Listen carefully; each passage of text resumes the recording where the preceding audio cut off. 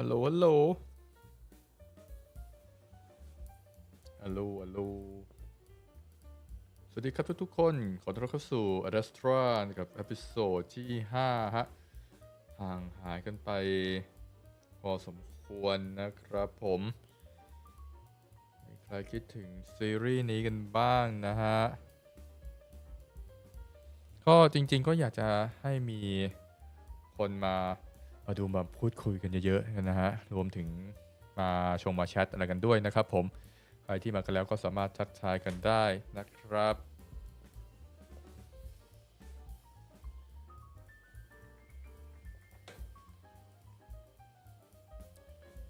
ยินดีต้อนรับสวัสดีทุกๆคนเลยนะฮะก็เดี๋ยวเราจะต่อกันคราวที่แล้วนะฮะที่ตัวน้องหมาของเราจะต้องไปฝึกชื่ออะไรวะลืมไปแล้วนะฮะรอบนี้ก็คิดว่ามา กดไลค์กันเยอะๆนะครับถ้าถึงเกณฑ์แล้วก็จะซีรีส์นี้ก็จะได้ไปต่อกันนะครับผมถ้าไม่ถึงเกณฑ์ก็อาจจะต้องพักกันไปยาวๆนะฮะเพราะว่ารู้สึกว่ามันทำแล้วมันไม่มีคนดูเนาะ ช่วยกันมาไลค์หน่อยนะครับโอเคเมื่อพร้อมกันแล้วก็ไปกันเลยฮะกับในพาร์ทที่5นะครับ Load slot Saturday, June 10th, 20. The amphitheater is small compared to the massive one I'd seen in Rome. ฮะเสียงน่าจะดังฟังชัดอยู่เนาะเราก็มาถึงตรงแอมพิทิวเตอร์ฮะมันคือคล้ายๆแบบนึกถึงโรงหนังยุคโรมอะที่มันแบบเป็นคล้ายๆห้องมันไม่เชิงห้องอะมันเหมือนแบบลานปาฐกถาลานคุยกันกว้างๆนะฮะก็จะทำให้แบบว่าก็โล่งๆนั่นแหละแล้วก็เหมือนแบบเป็นลานที่ให้คนแบบมาเสวนากันนะฮะประมาณนั้นนะครับผม Back. The amphitheater, it might only be able to fit 100 people at most. อันนี้ก็เป็นแอมพิธีเตอร์ฮะเป็นเหมือนเรียกว่าโรงละครเรียกว่าเวทีขนาดเล็กแล้วกันนะฮะซึ่งมันก็เล็กขนาดที่แบบจุได้ประมาณแค่100 คนเองนะฮะ Though Alex tells me that the really big one is in the city center. อเล็กซ์บอกว่าจริงๆแล้วไอตัวที่ใหญ่จริงๆนะฮะอยู่ที่ตรงใจกลางเมืองนะครับ He sits next to me on the bottom bench with the stairs between us as we watch Amicus stand alone in the center of the pit. อเล็กซ์ก็นั่งอยู่ข้างๆเราฮะในขณะที่เราก็ยืนดูอมิคัสยืนอยู่ตรงกลางของตัวเทเตอร์นี้ครับผม He has his paws on his hips, looking around, waiting. เขาก็ไอตัวอมิคัสเองนะก็ยืนเท้าเอวเหมือนกับรอใครสักคนอยู่ฮะ Amicus, well, I don't think he's here. ดูเหมือนว่าจะไม่มีใครมาแล้วนะ Alexos, clearly. น่าจะเป็นอย่างนั้น Amicus, do you want to be my sparring partner for the day, Alex? อเล็กซ์อยากจะมาเป็นคู่มือหน่อยไหมล่ะ Alexos, no. No you hear me no Alex scrunches up, one paw going up to cover his earring as Amicus just laughs. ในคือตอนที่อเล็กซ์ตอบครับก็เอามือปิดหูรวมถึงตัวที่เป็นตุ้มหูไปด้วยฮะในขณะที่ตัวอเล็กซ์ก็ตัวอามิคัสก็หัวเราะไปครับผม I look around, not seeing the old wolf anywhere. แล้วเราก็มองไปรอบๆฮะดูเหมือนว่าจะไม่เห็นไอ้ตาเท่าหมาป่าอยู่แถวนี้ฮะ John Cena, are you gonna get in trouble, Amicus? นี่อามิคัสนายจะมีปัญหาอะไรไหมเนี่ยนะ Amicus shrugs, leaning one way, then the other in a sort of stretch. อามิคัสก็ยักไหล่ให้ฮะพร้อมกับเอนตัวไปพิงข้างๆนะ Amicus, probably, but Kato is always upset. He'll probably just make me train an extra hour tomorrow, or something. Besides, I got most of my exercises in at the lake. ก็อาจจะเป็นอย่างนั้นนะแต่ว่าเคโตก็เป็นคนที่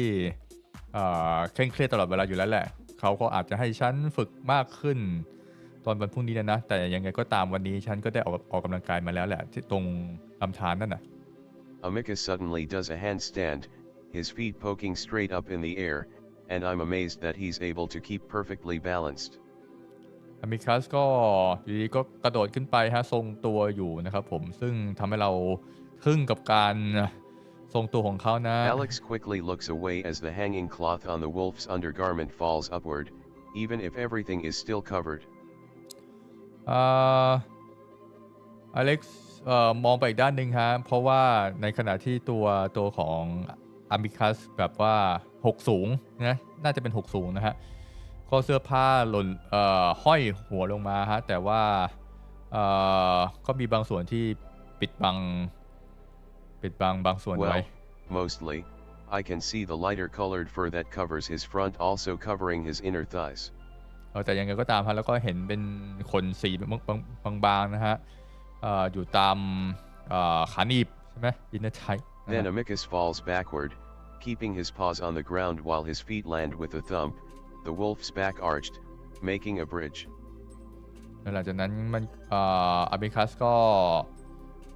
เหมือนทำสะพานโค้งฮะ It's kind of impressive seeing such a thick, muscular body be so limber. มันก็เป็นน่าตื่นเต้นอะไรที่น่าตื่นเต้นฮะที่ร่างกายบึกบึนขนาดนั้นก็มีความแบบว่าอ่อนตัวนะฮะ That's when I notice Amicus looking directly at me from his upside down position, watching him. watching him อามิคัสในขณะที่เรามองดูอามิคัสอยู่อามิคัสก็มองกลับมาที่เรานะฮะ I quickly look away blushing, realizing the wolf is just showing off. เราก็รีบมองไปทางอื่นฮะเพราะว่าเพิ่งรู้ตัวว่าไอ้เจ้าหมาป่านั่นแค่อยากจะโชว์ออฟ Amicus pushes off his paws, smoothly standing up straight. เจ้าหมาป่าตัวนั้นก็ยืนขึ้นเหมือนเดิมฮะ Amicus, well, I suppose we could go back to the palace since I'd need a partner to do the rest of my training, unless ดูเหมือนว่าเราจะต้องกลับไปที่ปราสาทนะแล้วก็อาจจะต้องมี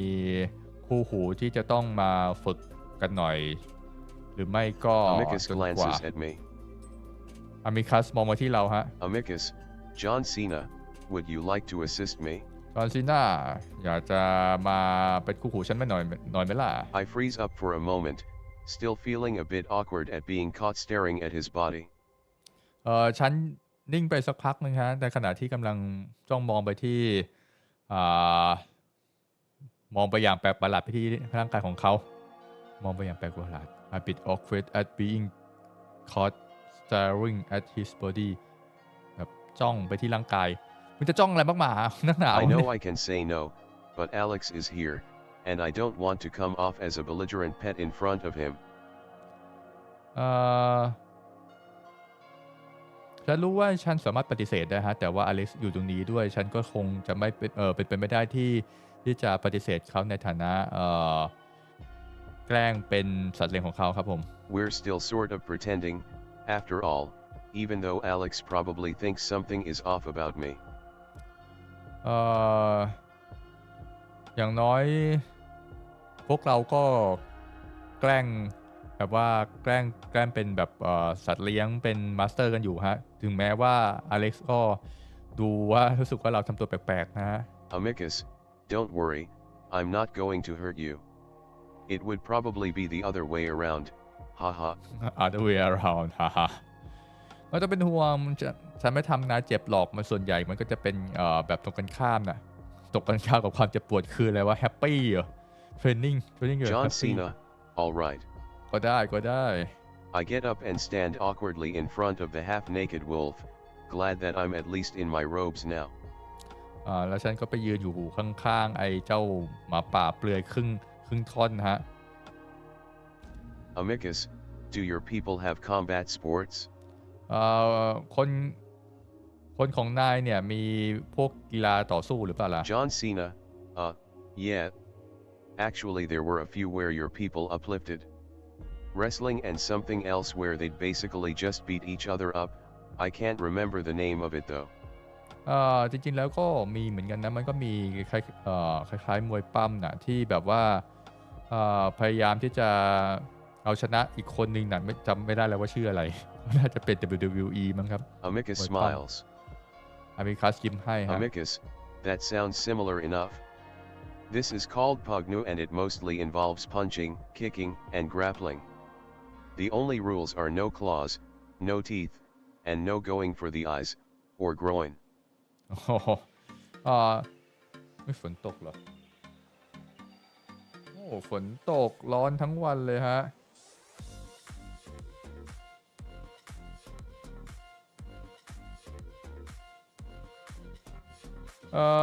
ดูเหมือนว่าจะคล้ายๆฟังดูเหมือนจะคล้ายๆกีฬาของเรานะกีฬาชื่อว่าพักนูซึ่งก็จะมีการชกเตะต่อยนะฮะรวมถึงการ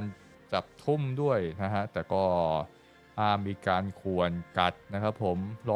รวมถึงการจิ้มลูกตานะฮะ Amicus smirks at me.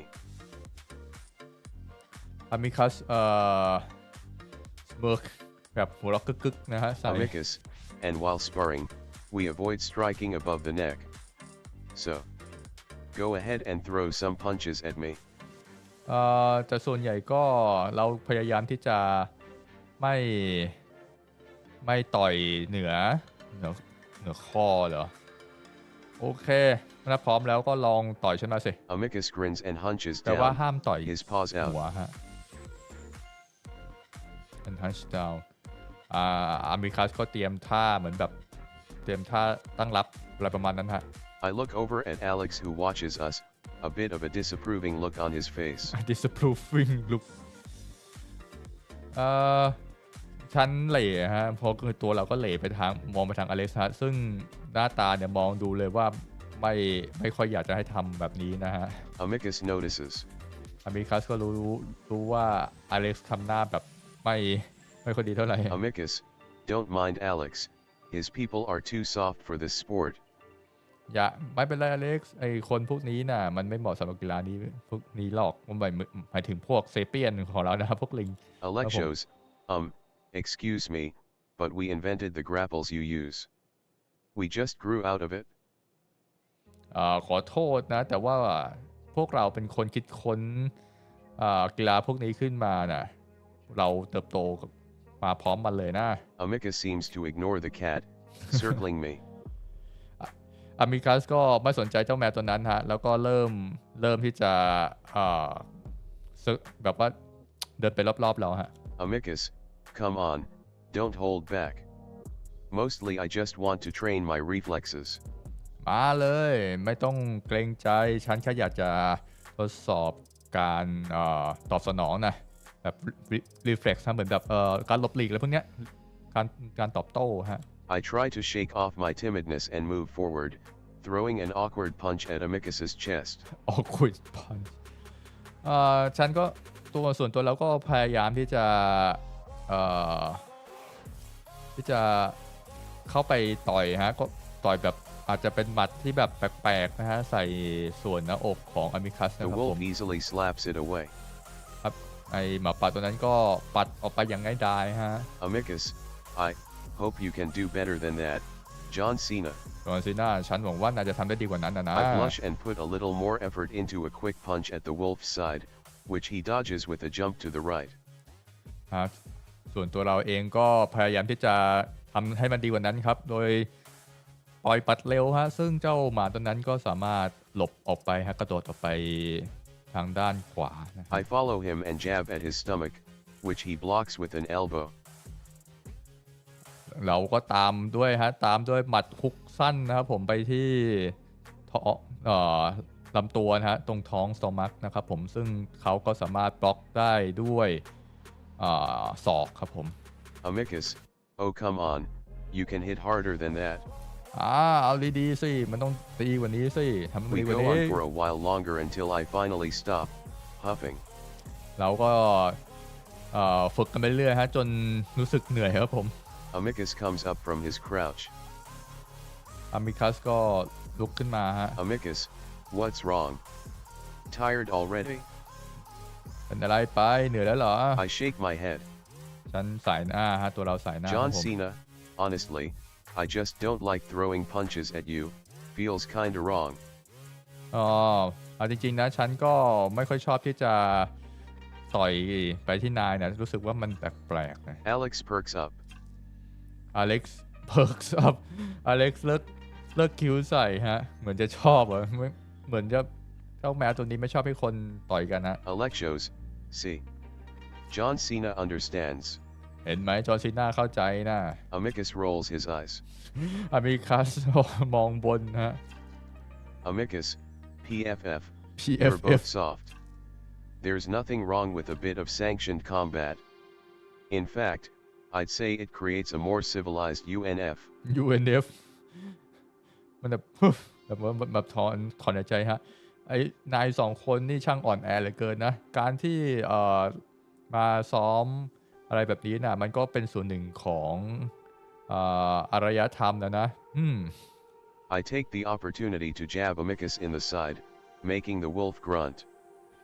ในขณะนั้นเองฮะตอนที่อามิคัสเผลอนะครับผมเราก็แอบต่อยเข้าไปที่ด้านสีข้างของอามิคัสนะเลยทำให้เจ้าหมาป่าตัวนั้นเนี่ยคำรามเบาๆครับผม Amicus turns on me with widened eyes. อามิคัสมองกลับมาด้วยสายตาเบิ่งกว้าง John Cena,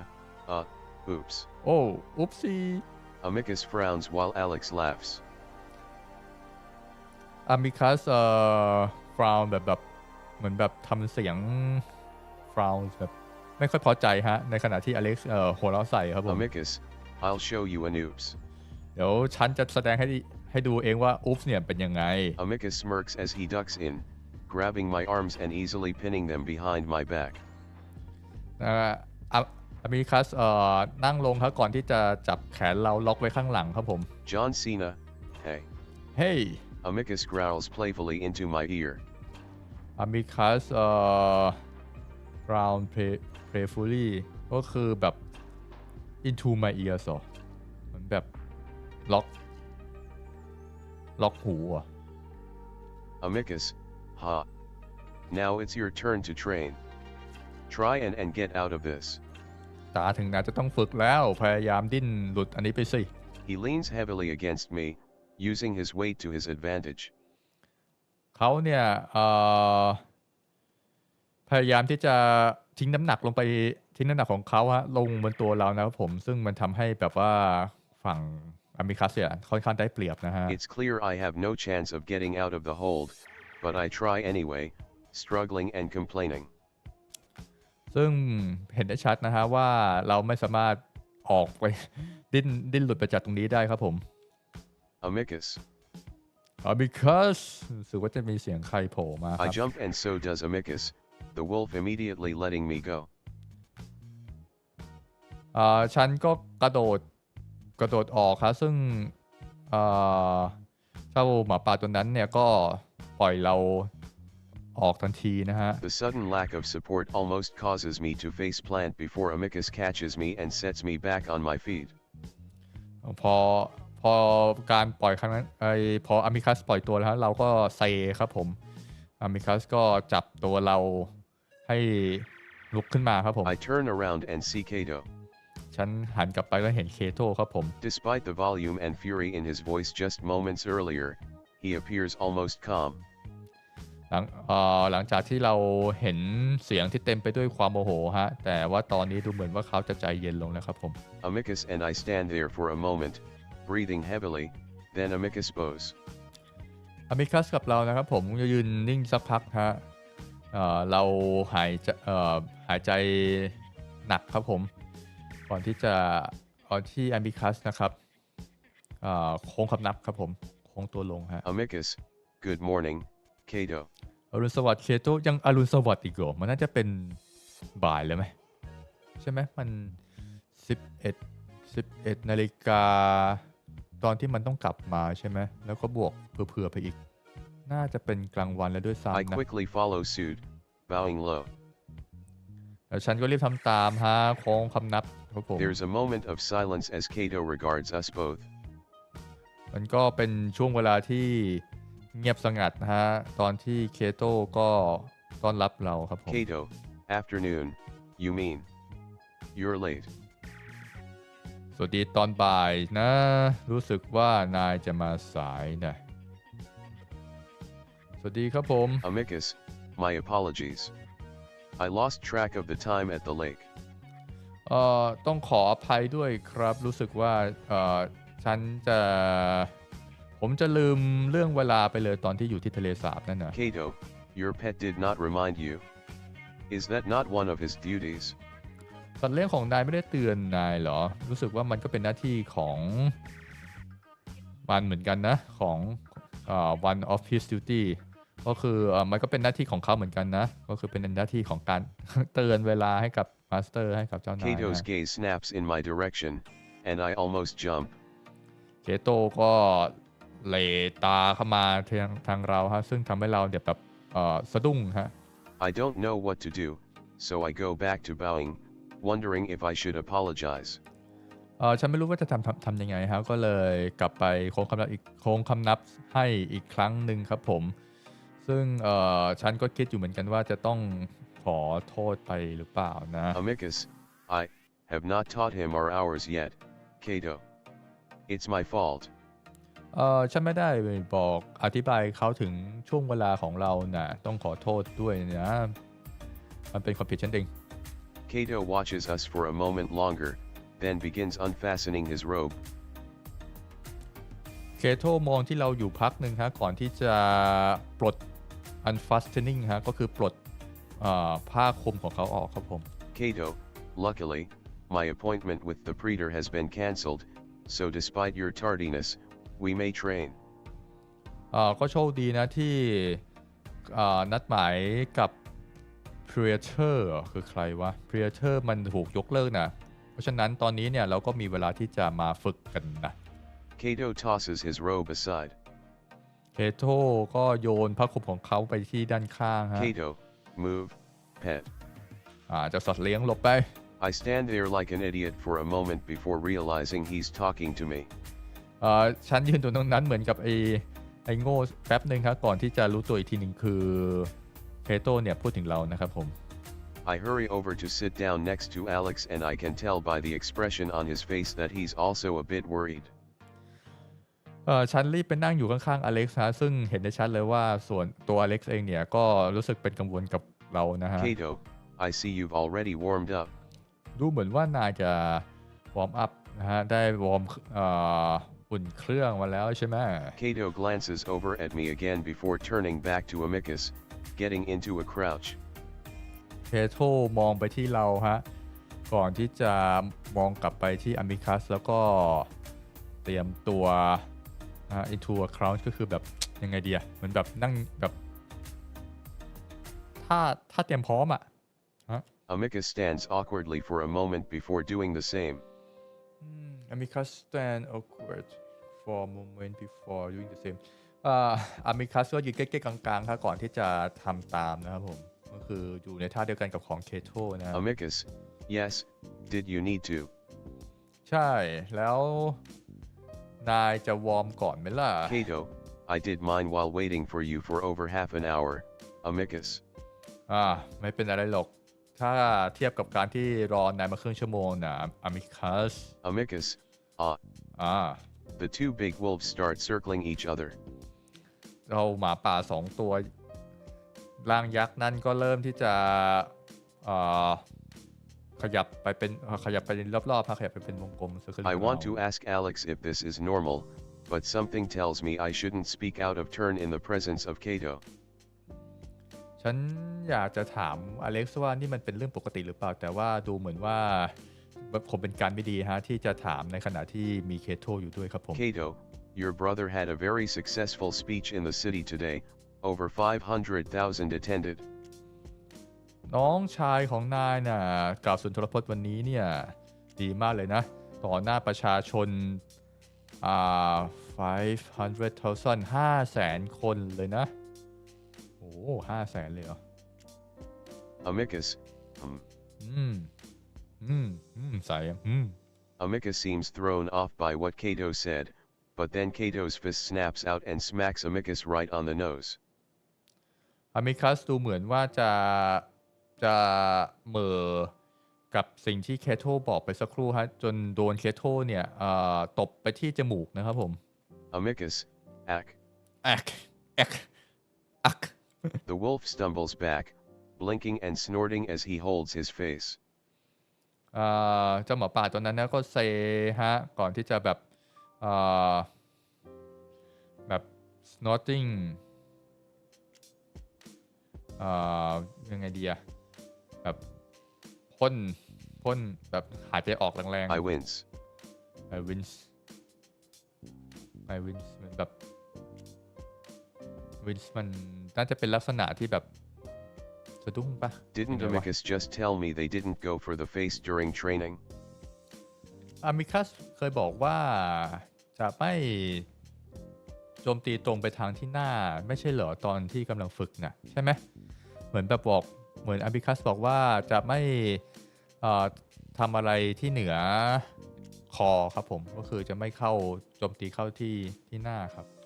I look at Alex questioningly, but the cat is now looking firmly at the ground between his feet, his ears down. ฉันมองไปที่เจ้าแมวอย่างสงสัยฮะแต่ตอนนี้ดูเหมือนว่าเจ้าแมวจะมองไปที่พื้นตรงระหว่างขาของเขาฮะแล้วก็หูก็ตกครับผม Cato, that's double his last speech, Amicus, and it rivals your father's early days as emperor. That's double of his last speech โอ้นั่นเป็นคำการนั่นเป็นจำนวน2เท่าของการจะว่าอย่างดีนั่นเป็นจำนวน2เท่าของการกล่าวสุนทรพจน์ของคราวที่แล้วนะซึ่งมันก็จะทำให้เขาเนี่ยเป็นคู่แข่งการเป็นจักรพรรดินะ Amicus has recovered at this point and he's got his paws back up, his teeth bared. Amicus ลุกขึ้นมาอีกครั้งหนึ่งนะฮะแล้วก็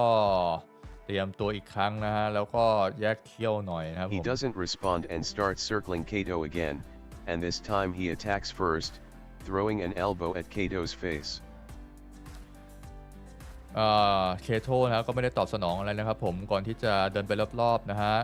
แล้วเขาก็ตัดสินใจที่จะโจมตีก่อนครับผมโดยการที่ศอกเข้าไปที่หน้าของเคโท Cato ducks it and moves to the side, smacking a fist into Amicus's back, right over the kidney.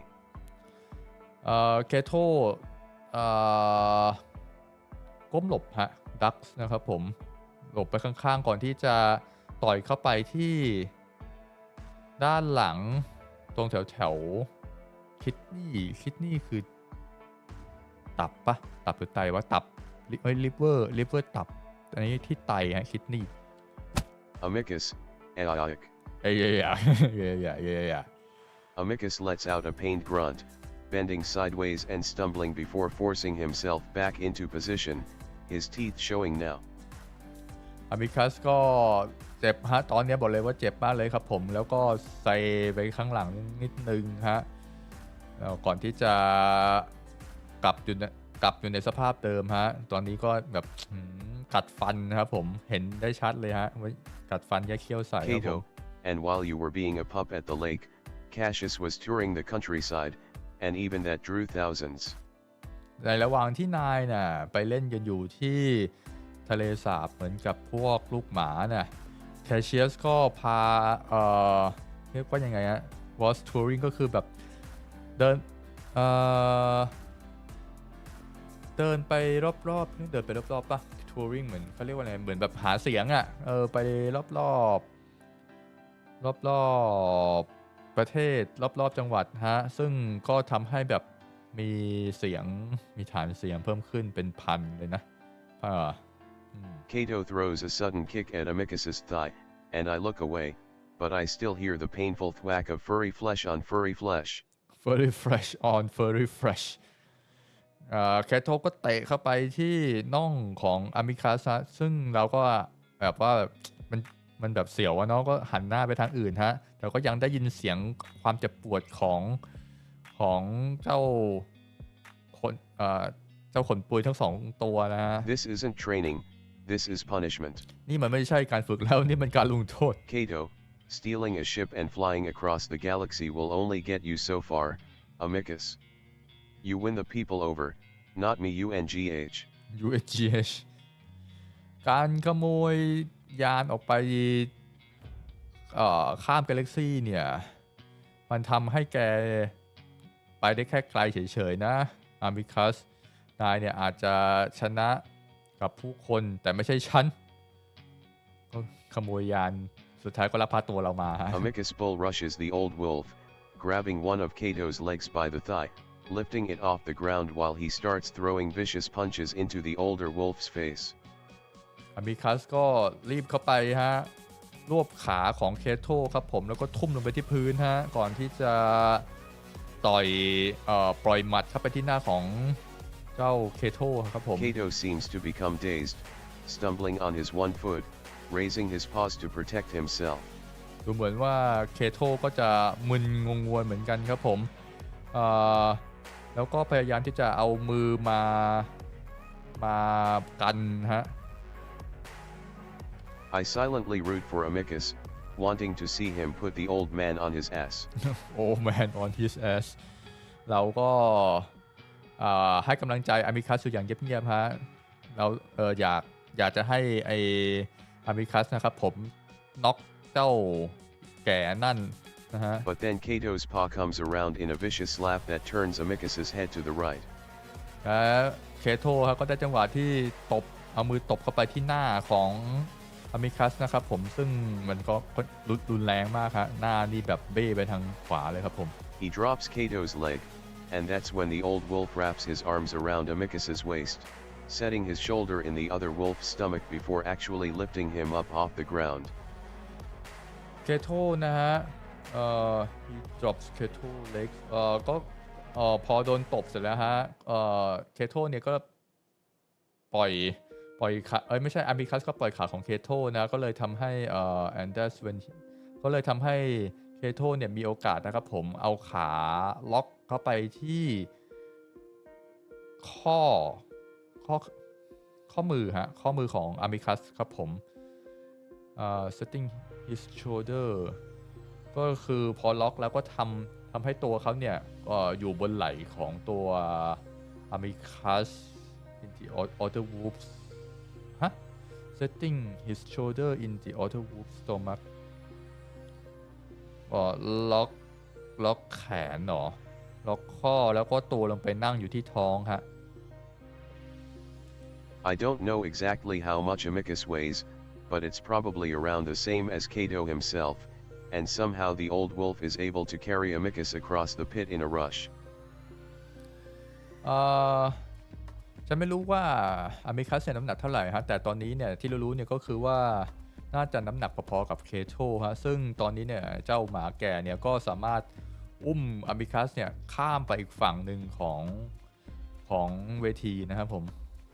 Alex and I dive out of the way as Kato crushes Amicus into the stairs with a thudding crunch. อเล็กซ์กับเรานะฮะก็คือแบบหลบฮะกระโดดหลบตอนที่เคโทเนี่ยทุ่มอามิคัสลงไปที่บันไดนะครับผม Amicus, you I look back and see Amicus folded around Kato's shoulder, making a sound like a deflating tire as his eyes bulge. เราเนี่ยมองไปที่เคโทกับตัวอามิคัสนะก็คือเคโทเนี่ยทุ่มอามิคัสแล้วดูเหมือนแบบจะได้ยินเสียงเหมือนเวลาแบบยางปล่อยลมอะไรประมาณนั้นฮะ After a moment, Kato finally pulls back. แล้วในที่สุดเคโทก็ถอยห่างออกไปฮะ Amicus curls up and rolls down the few steps to the pit of the amphitheater, making a horrible groaning sound. อามิคัสก็ม้วนตัวลงไปที่ตรงเวทีด้านล่างฮะก่อนที่จะแบบคำรามเสียงน่ากลัวฮะ Kato, meanwhile, straightens out his undergarments before turning to pick his robes up. ในขณะนั้นเคโทก็เดินกลับไปเอาผ้าคลุมของเขานะฮะ Kato, good spar, Amicus. I hope you learned something from it. I announced to the public that the trials will begin at the end of this month. เป็นการฝึกที่ดีนะอามิคัสฉันหวังว่านายจะได้เรียนอะไรบางอย่างกับการฝึกครั้งนี้นะแล้วฉันก็ได้บอกประชาชนไว้แล้วนะว่าการ คัดเลือกเนี่ยจะเริ่มในสิ้นเดือนนี้นะ Kato, remember that your pet will be involved, so be sure that he's prepared. แล้วก็จำไว้ด้วยนะว่าสัตว์เลี้ยงของนายเนี่ยก็ต้องเข้าร่วมด้วยบอกเขาให้เตรียมตัวให้พร้อมล่ะ Kato ties on his robe as he walks away, then suddenly turns as if forgetting something, addressing the still wheezing amicus. เคโทเดินไปก่อนที่จะหันหลังกลับมาครับดูเหมือนว่าเขาจะลืมอะไรสักอย่างแล้วก็ไปคุยกับอามิคัสนะครับผม Kato, oh, and your sister and her guest arrived today. She requested to see you in the Great Hall as soon as our session ended. ซิสเตอร์น่าจะเป็นพี่สาวหรือน้องสาววะน้องสาวไหมหรือว่าพี่สาววะน้องสาวแล้วกันนะฮะน้องสาวของนายเนี่ยได้มาถึงแล้วนะพร้อมกับแขกของเธอด้วยเธอบอกว่าให้ไปหาตอนที่เทรนนิ่งเสร็จนะ And with that, Kato stalks off, his robes billowing in the wind. แล้วเคโทก็เดินจากไปฮะ I rush to Amicus's side. เราก็รีบเข้าไปดูอามิคัสครับ John Cena, Amicus. Are you okay?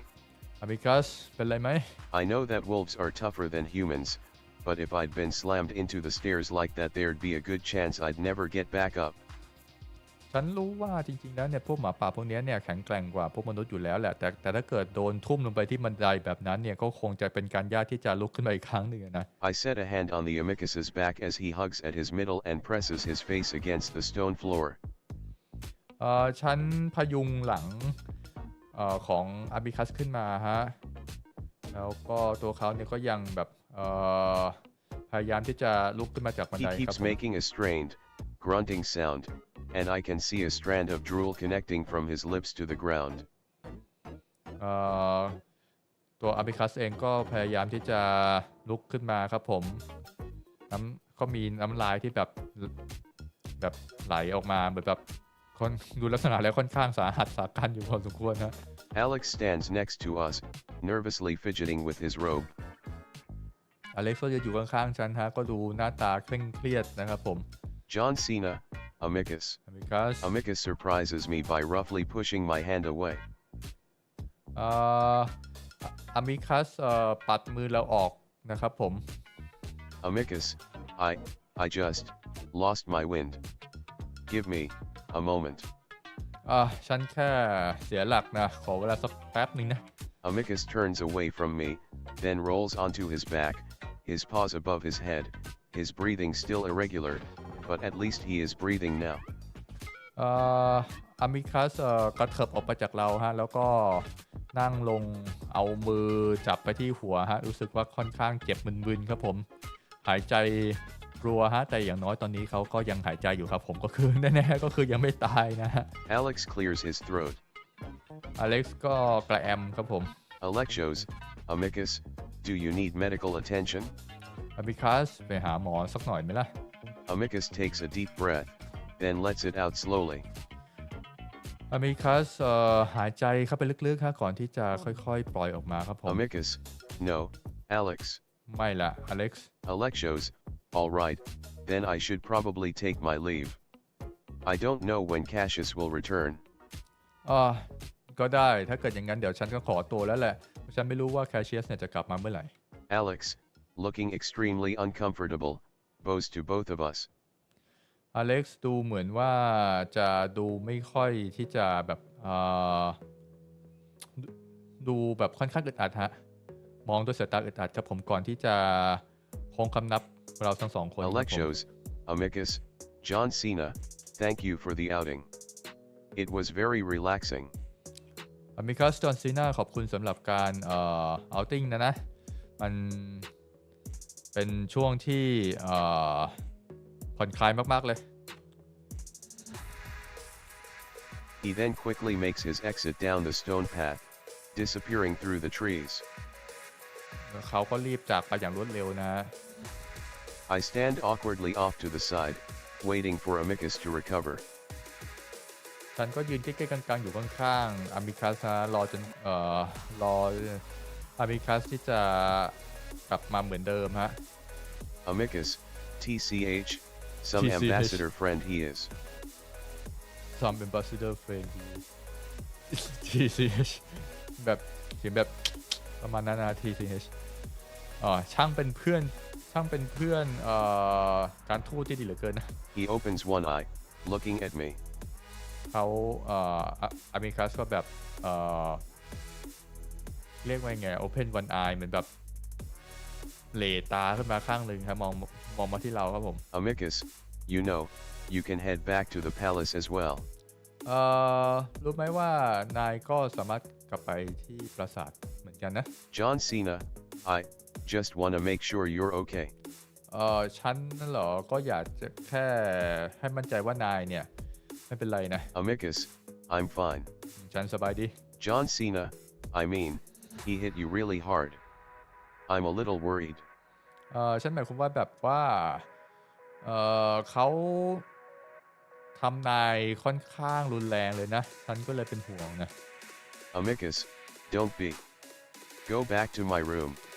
ไม่เป็นไรหรอกกลับไปที่ห้องฉันเถอะ Amicus's usually cheerful mood has completely dissipated. อารมณ์ดีฮะเขาเรียกว่าอะไรเดีย cheerful mood ช่วงคือปกติอามิคัสก็จะเป็นคนอารมณ์ดีเนาะแต่ว่าตอนนี้เนี่ยก็ได้หายไปหมดแล้วฮะ John Cena, well, if I'm pretending to be your pet then I guess I'll just pretend to be worried, alright? โอเคถ้าเกิดฉันทำตัวเหมือนสัตว์เลี้ยงของนายอย่างน้อยก็ฉันก็ทำตัวเป็นเขาเรียกว่าไง pretend to be worried ก็ทำตัวเป็นห่วงนายแล้วกันโอเค Amicus just grunts and finally gets to his feet, wincing as he does. Amicus ทำเสียงแบบคูในลำคอฮะก่อนที่จะลุกขึ้นยืนนะครับผมแล้วก็แบบอาจจะเจ็บนั่นแหละนะฮะเสียงแบบโอ้เจ็บอะไรวะ He straightens out his undergarments which had twisted off to the side before walking toward the same path Alex had taken. โอเคเขาก็ลุกขึ้นมาฮะก่อนที่จะเดินไปตามทางที่อเล็กซ์เดินไปเมื่อสักครู่นี้ครับผม I quickly catch up, following a few steps behind the wolf. เราก็รีบเดินตามไปฮะ Amicus is hunched over, walking with a light limp. อามิคัสเนี่ยก็เดินโซซัสโซเซนิดนึงนะฮะ I feel a wave of anger for Kato. ฉันก็รู้สึกI feel a wave of anger ฉันเหมือนแบบได้รังสีอาฆาตนะฮะ He'd been nice to me yesterday, but now I realize that isn't typical for him. ดูเมื่อวานเนี่ยเขายังทำตัวดีต่อฉันเลยแต่ดูเหมือนว่าวันนี้เนี่ยจะไม่เหมือนปกติลักษณะที่เป็นปกติของเขาฮะ I understood the lesson he was teaching Amicus in the amphitheater, but I don't understand why it had to involve violence. ฉันเข้าใจการสอนของเคโทที่สอนอามิคัสที่ตรงสนามประลองฮะแต่ก็ไม่เข้าใจว่าทำไมจะต้องรุนแรงขนาดนั้น Is this how the wolves normally treated each other? หรือว่านี่คือวิธีการสอนของพวกหมาป่ากันนะ Fake civility with bursts of savage aggression? การที่แบบแกล้งทำตัวดีแล้วก็ทำเรื่องแย่ใส่อย่างนั้นน่ะเหรอ John Cena, was what Kato did normal? นั่นเป็นเรื่องปกติของเคโทหรือเปล่า Amicus, what do you mean? นายหมายความว่ายังไง John Cena, I mean, does he usually just beat you like that? ฉันหมายความว่านั่นเป็นเรื่องปกติไหมที่เขาแบบทำรุนแรงกับนายแบบนั้นนะ Amicus sighs deeply. อามิคัสถอนหายใจหนักฮะ Amicus, not usually, no. มันก็ไม่ค่อยเป็นอย่างนี้นะ John Cena, seemed a bit much. ดูเหมือนว่ามันจะมากไปนิดนะ Amicus, can we not speak of this? I'm not in the mood. จะไม่คุยเรื่องนี้ได้ไหมฉันอารมณ์ไม่ค่อยดีนะ I go quiet and I see Amicus's ears fall flat for a bit before coming back up. พวกเราเดินเงียบๆไปสักพักนะฮะหูของอามิคัสก็แบบลู่ลงฮะก่อนที่จะตั้งขึ้นมาอีกครั้งหนึ่งครับ We walked the rest of the way to the palace in silence. เราเดินเงียบๆตอนที่อยู่ในปราสาทนะฮะ I'm sure to stay a few steps behind Amicus, wanting to give him space. เราเป็นระยะห่างจากอามิคัสนิดหนึ่งนะครับผม I get the feeling that while he's definitely upset about what happened, he's mostly just embarrassed that I saw it. ฉันรู้สึกเลยว่าการที่เราได้เห็นอามิคัสอยู่ในสภาพนี้เนี่ยเขาจะต้องค่อนข้างอายอยู่เหมือนกันครับผม We finally reach the main entrance to the palace, and just as we turn into the great hall, ในที่สุดเราก็ถึงทางเข้าหลักของปราสาทนะครับผม Amicus, อามิคัส a high, sing-song voice echoes around the marble walls as a slight, wolfish figure quickly approaches us. เสียงสูงสะท้อนไปหมดนะฮะสะท้อนของสะท้อนไปกล้องไปทั้งหอนะครับผมแล้วก็เห็นเงาหมาป่ากำลังเดินเข้ามาครับผม A wolf who I can only imagine is Virginia walks up to Amicus. เห็นหมาป่าเดินเข้ามาครับซึ่งในความคิดเราเนี่ยก็น่าจะเป็นเวอร์จิเนียนะฮะที่เดินเข้ามาหาอามิคัสครับผม She places both paws on his shoulders and leans in, pressing the side of her face to his. Pressing the side of her face to his เธอนะฮะก็เดินเข้ามาเอามือวางไว้ที่ไหล่ของตัวอามิคัสครับผมแล้วก็เอาหน้าเข้ามาวางไว้ข้างๆครับ Amicus, hi, Virginia. สวัสดีเวอร์จิเนีย Virginia pulls back, rolling her eyes. เวอร์จิเนียถอยหลังไปนิดครับผมแล้วก็มองบนฮะ Virginia, Amicus, I took your place on a trip around the moon for a full week and your only response is hi. อามิคัสฉันเนี่ยไปเที่ยวดวงจันทร์ทั้งสัปดาห์เนี่ยแล้วกลับมาแล้วนายตอบฉันแค่สวัสดีเนี่ยนะแบบไม่พูดอะไรที่ยาวกว่านั้นอะไรประมาณนั้นนะฮะ Amicus, sorry, I'm not feeling all that well. ไม่พอดีฉันไม่ค่อยสบายนะ Virginia, oh. Was Cato too rough with you during training? Shall I have a word with him? เคโทฝึกนายหนักไปหน่อยหรือไงนะหรือว่าจะให้ฉันคุยกับเขานะหรือว่าจะให้ฉันบอกกับเขาหน่อยนะ Amicus, no, I'm just sore. ไม่ฉันแค่ปวดหน่อยนะ Virginia, MH, you could use a shower, too. You smell dreadful. ไปอาบน้ำซะหน่อยนะกลิ่นนายเนี่ยเหม็นพอสมควรนะมีกลิ่นฮะ smell dreadful. Amicus, we were swimming in the lake, never mind. พวกเราเพิ่งไปว่ายน้ำในทะเลสาบมานะ Amicus, I should be getting back to my room. เดี๋ยวฉันจะขอตัวกลับไปที่ห้อง Virginia, enough with the dour mood, Amicus. Not until we introduce our guests to each other. เผาๆกับเรื่องอารมณ์วันนี้ไว้สักแป๊บหนึ่งสิอามิคัสเดี๋ยวพวกเราจะต้องuntil we introduce our เดี๋ยวพวกเราจะต้องแนะนำแขกกันหน่อยนะ Virginia looks right at me, over Amicus's shoulder. เวอร์จิเนียมองไปที่ชั้นนะข้ามไหลของตัวอามิคัสมาครับเพราะว่าเราเดินตามหลังอามิคัสไงแล้วตอนนี้เวอร์จิเนียก็คุยกับอามิคัสอยู่ฮะเราเลยเวอร์จิเนียก็เลยมองข้ามไหลอามิคัสมาครับ Amicus sighs, then reaches out his paw to me. อามิคัสถอนหายใจฮะก่อนที่จะเอื้อมมือนะฮะมาที่เราครับผม I walk over to him, letting the wolf place his paw on my shoulder. เราเดินไปหาอามิคัสแล้วก็ปล่อยให้เจ้าหมาป่านั่นวางมือไว้บนไหล่เราครับ Amicus, this is John Cena, he's an abandoned child. นี่คือจอห์นซีนาเขาคือเด็กที่ถูกทิ้งนะ abandoned child. Virginia, oh, fascinating. I thought Cass was pulling my tail in his letters. น่าสนใจดีนี่ฉันนึกว่าแคสจะ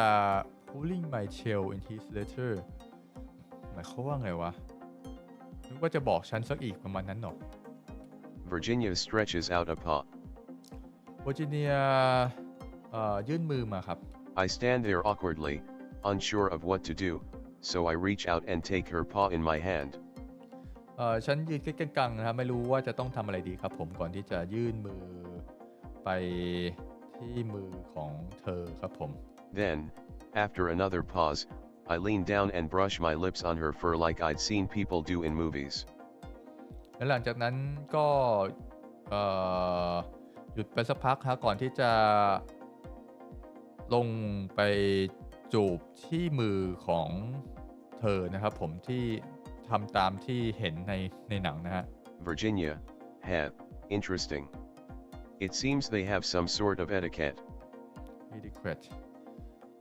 น่าสนใจดีดูเหมือนว่าพวกเขาจะมีมารยาทด้วยนะ I step back, keeping my head down. ฉันถอยหลังไปฮะแล้วก็ก้มหน้าไว้นะครับผม Amicus, a bit, yes. Now where's the Chemian? นิดนึงก็ใช่นะแล้วพวกเคมียนอยู่ไหนล่ะ Virginia, manners, amicus. He's examining the murals. มารยาทหน่อย Amicus ตอนนี้พวกเขากำลังทดสอบ murals คืออะไรวะ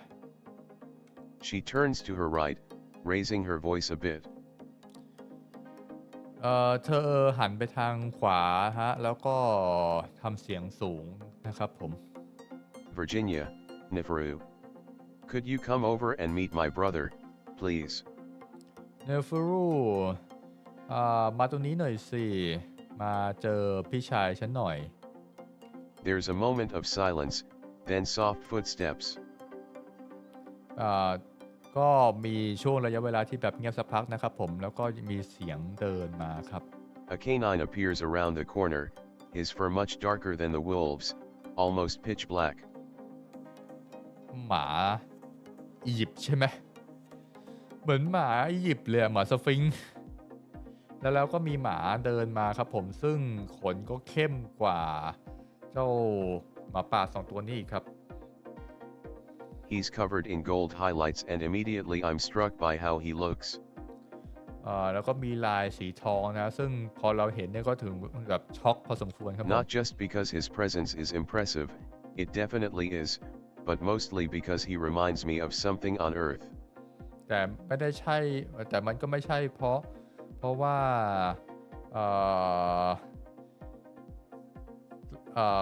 ร่างกายของเขาครับแต่ว่าเขาเรียกว่าไงดีบุคลิกของเขาเนี่ยทำให้เรานึกถึงอะไรบางอย่างบนโลกมนุษย์ครับ Not just something, but an entire thing, a culture. มันไม่ใช่บางอย่างแต่มันถึงวัฒนธรรมทั้งหมดใช่วัฒนธรรมทั้งหมดแม่งโคตรอียิปต์เลยครับ As I stare, I realize that he's not looking at Amicus, but at me. และฉันก็รู้ตัวครับว่าสิ่งที่เขามองอยู่ไม่ใช่อเมริกัสครับผมแต่เป็นตัวเรานะ I quickly look down again, not wanting to draw attention to myself. เราก็รีบก้มหน้านะครับผมไม่อยากจะให้เป็นจุดสนใจนะฮะ Virginia, Neferu,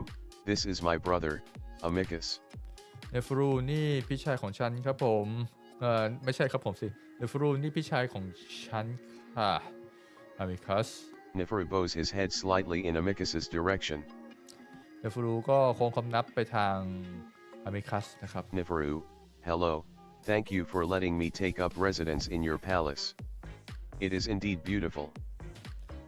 สวัสดีขอบคุณนะที่ให้ฉันมาพักในปราสาทแห่งนี้นะที่นี่มันสวยงามมากเลย It's hard to describe, but I immediately know that Neferu is speaking a different language than the wolves. มันอธิบายได้ค่อนข้างยากฮะแต่เรารู้ได้ทันทีนะครับว่าเนฟรูเนี่ยพูดคนละภาษากับเจ้าพวกหมาป่าอย่างแน่นอน It has a different feel in my brain, like a different dialect. มันรู้สึกว่าแบบแปลกๆอยู่ในสมองนะฮะน่าจะเป็นเพราะแบบว่าไอ้เครื่องแปลภาษานั่นแหละนะ Amicus, certainly. You'll have to excuse my appearance. I was just out combat training. แน่นอนเราต้องขออภัยกับการแต่งกายของฉันด้วยนะฉันเพิ่งจะฝึกเสร็จนะ Nifaru, oh, I อยู่ดีๆก็เน็ตหลุดเน็ตน่าจะมาแล้วเนาะโอเคเน็ตมาแล้วฮะเน็ตหลุดเฉยเลยโอเค That's when the fruit turned his cool brew gaze at me นั่นแล้วพอยิ้มให้กับอมิคัสเสร็จครับผมเขาก็มองสายตาอันเย็นเขาก็มองสายตาอันสีฟ้าของเขามาที่ทางเรานะฮะ Nifaru, and who might you be? แล้วนายเป็นใครนะ I open my mouth to answer, then catch myself and quickly look back down. ฉันตอนที่จะอ้าปากตอบนะครับแต่ก็ตัดสินใจที่จะ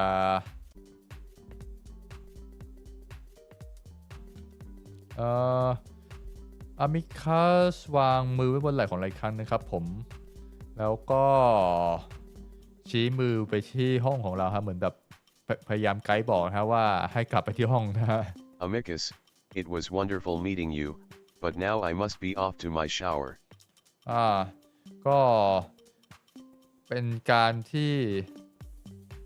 wonderful meeting you จะแปลยังไงดีล่ะมันเป็นช่วงเวลาที่ดีนะที่เราจะได้มาพบกันนะแต่ว่าตอนนี้เนี่ยฉันจะขอตัวไปอาบน้ำก่อนนะ Nifaru offers his paw to me. เนฟูรูยื่นมือมาให้เรานะครับผม I pause again, but Amicus just stares at Nifaru, so I take it and do the same as I did with Virginia. ฉันหยุดอีกครั้งหนึ่งครับแล้วก็อามิคัสก็ยืนจ้องไปที่เนฟูรูฮะฉันเลยต้องทำตามแบบเดียวกันกับที่ทำกับเวอร์จิเนียนะครับผม Nifaru lets out a soft chuckle as I let go of his paw. เนฟูรูหัวเราะเบาๆนะครับผมก่อนที่เราจะปล่อยมือของเขาไปนะฮะ Nifaru, what a fascinating creature. Do you speak? ฉันเป็นสิ่งมีชีวิตที่น่าสนใจดีนี่นายพูดได้ไหมล่ะ I make sure to give a long pause, then. ฉันตรงใจที่จะหยุดไปพักใหญ่ๆนะฮะก่อนที่จะ John Cena, little. นิดหน่อยนะ Nifaru, I see. งั้นเหรอ Nifaru keeps his eyes fixed on me, and I have to wonder why the hell he's taken such an interest. เนฟูรูก็จ้องเราตามไม่กระพริบเลยครับผมซึ่งทำให้เราสงสัยเหมือนกันว่าทำไมเขาเนี่ยถึงสนใจเรานักหนาฮะ Amicus, ahem. Amicus draws me close to his side with a paw before starting to walk in the direction of the hall. Amicus ดึงเราไปครับผมก่อนที่จะเดินไปตามทางของทางเดินฮะ Amicus, if you'll excuse us, I need my pet's assistance in the showers. Pleasure meeting you. ถ้าไม่มีอะไรแล้วก็ฉันขอตัวก่อนนะเพราะว่าฉันต้องการ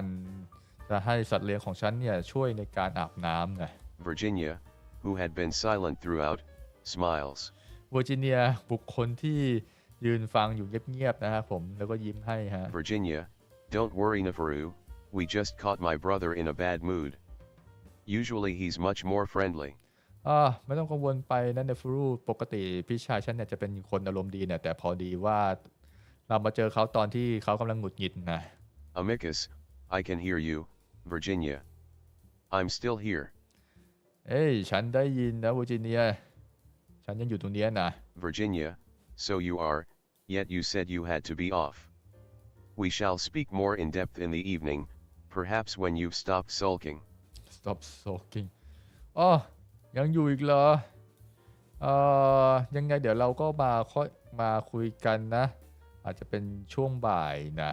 หลังจากที่นายจัดการเรื่องตัวเองเรียบร้อยแล้วนะ Amicus grunts non-committally and pulls me along toward his bedroom. Amicus grunt non-committally ก็คือแบบAmicus ก็คำรามในลำคอฮะก่อนที่จะดึงเราไปในทางห้องนอนของเขาครับผมแบบหงุดหงิดคนหงุดหงิดอะไรประมาณนั้นนะครับ As we arrive at Amicus's room, there's a cart of flatbread, vegetables, and a bowl of sauce sitting outside the door. พอเราถึงห้องนอนนะครับผมดูเหมือนว่าจะมีเอ่อรสอาหารนะที่เต็มไปด้วยขนมปังผักนะครับผมแล้วก็ bowl of sauce ก็คือถ้วยซอสนะฮะอยู่ข้างหน้าห้องครับผม I've come to realize that there are two main meals in the day, breakfast and dinner, with a sort of midday snack in between. นั่นเลยทำให้เรารู้ว่าจริงๆแล้วที่เนี่ยมีกินอาหาร2 ครั้งนะครับผมตอนเช้าแล้วก็เย็นนะฮะแล้วก็อาจจะมีขนมให้กินระหว่างวันนะครับผม Amicus grabs the cart and shoves it into the room toward the sofa, almost rattling the contents to the floor. Amicus ก็เข็นรถเข็นเข้าไปในห้องนะครับผมเข็นเข้าไปตรงโซฟาจนเกือบจะทำให้พวกของพวกนั้นเนี่ยหกนะฮะ Then, without a word, he heads straight to the shower, leaving me to sit on the couch while I frown at the door.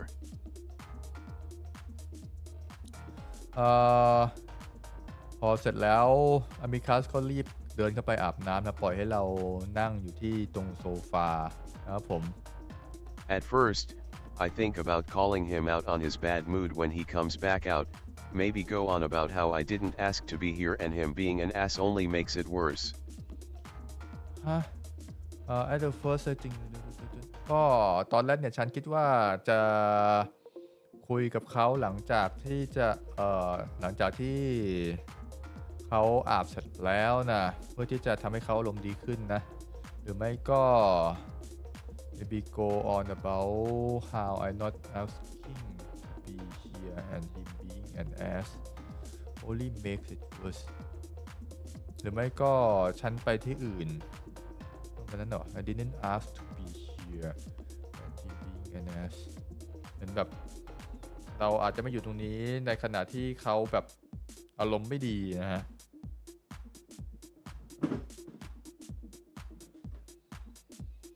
But then I start to realize that maybe I wouldn't be so happy myself if I'd gotten my ass kicked in front of my friends. หรือถ้าเกิดกลับมาคิดดูอีกทีนึงถ้าเกิดเป็นตัวเราอาจจะอยู่ในสถานการณ์เดียวกันนะฮะสถานการณ์เดียวกันนะครับผมก็คือว่าถูกแบบว่าถูกทำให้ขายหน้านะฮะต่อหน้าเพื่อนๆนะครับผมก็คือถูกเจ้าแคโทนี่แหละจัดการนะฮะI spend the next 15 minutes or so spreading the orange-colored sauce on the flatbread before sprinkling the vegetables on top and rolling it into a wrap. ฉันใช้เวลา15 นาทีนะในการที่จะแบบทาซอสสีส้มไปบนแผ่นขนมปังนะฮะแล้วก็จัดแจงเอาผักก่อนที่จะม้วนเหมือนแรปเหมือนปอเปี๊ยะหรอประมาณนั้นน่ะแรปโรม้วนมันนะ It's good, and the sauce is one of the first spicy things that I've experienced on this moon. It's good and the sauce is one of the first spicy thing that I have experienced on this moon. รู้สึกว่าจะเป็นการดีฮะที่เราได้รู้ว่าก็มีซอสเผ็ดๆนะครับผมซึ่งอันนี้เนี่ยเป็นซอสเผ็ดอันแรกที่เราได้กินตอนที่มาถึงดาวดวงนี้นะครับ Then Amicus comes back out, looking particularly fluffy.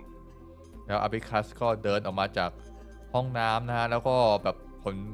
ฟูฟ่องนะฮะ I'm about to ask if he wants to get brushed, but he just falls back into his bed with a groan. ก่อนที่เราจะถามเขานะว่าอยากจะให้หวีขนไหมเขาก็เดินทิ้งตัวลงไปที่เตียงแล้วครับผม John Cena, you alright? เป็นไรไหม Amicus, never better. ไม่เลยสักนิด A few of the chopped peppers fall out of my wrap onto the sofa and I quickly pick them back up and set them on the cart. มีพริกบางส่วนฮะที่ตกลงบนโซฟาฮะก่อนที่เราจะรีบหยิบมันลงไปไว้บนรถครับผม John Cena, this is actually really good. I was starting to worry that you guys didn't have food with actual flavor here. You know the country where you guys uplifted,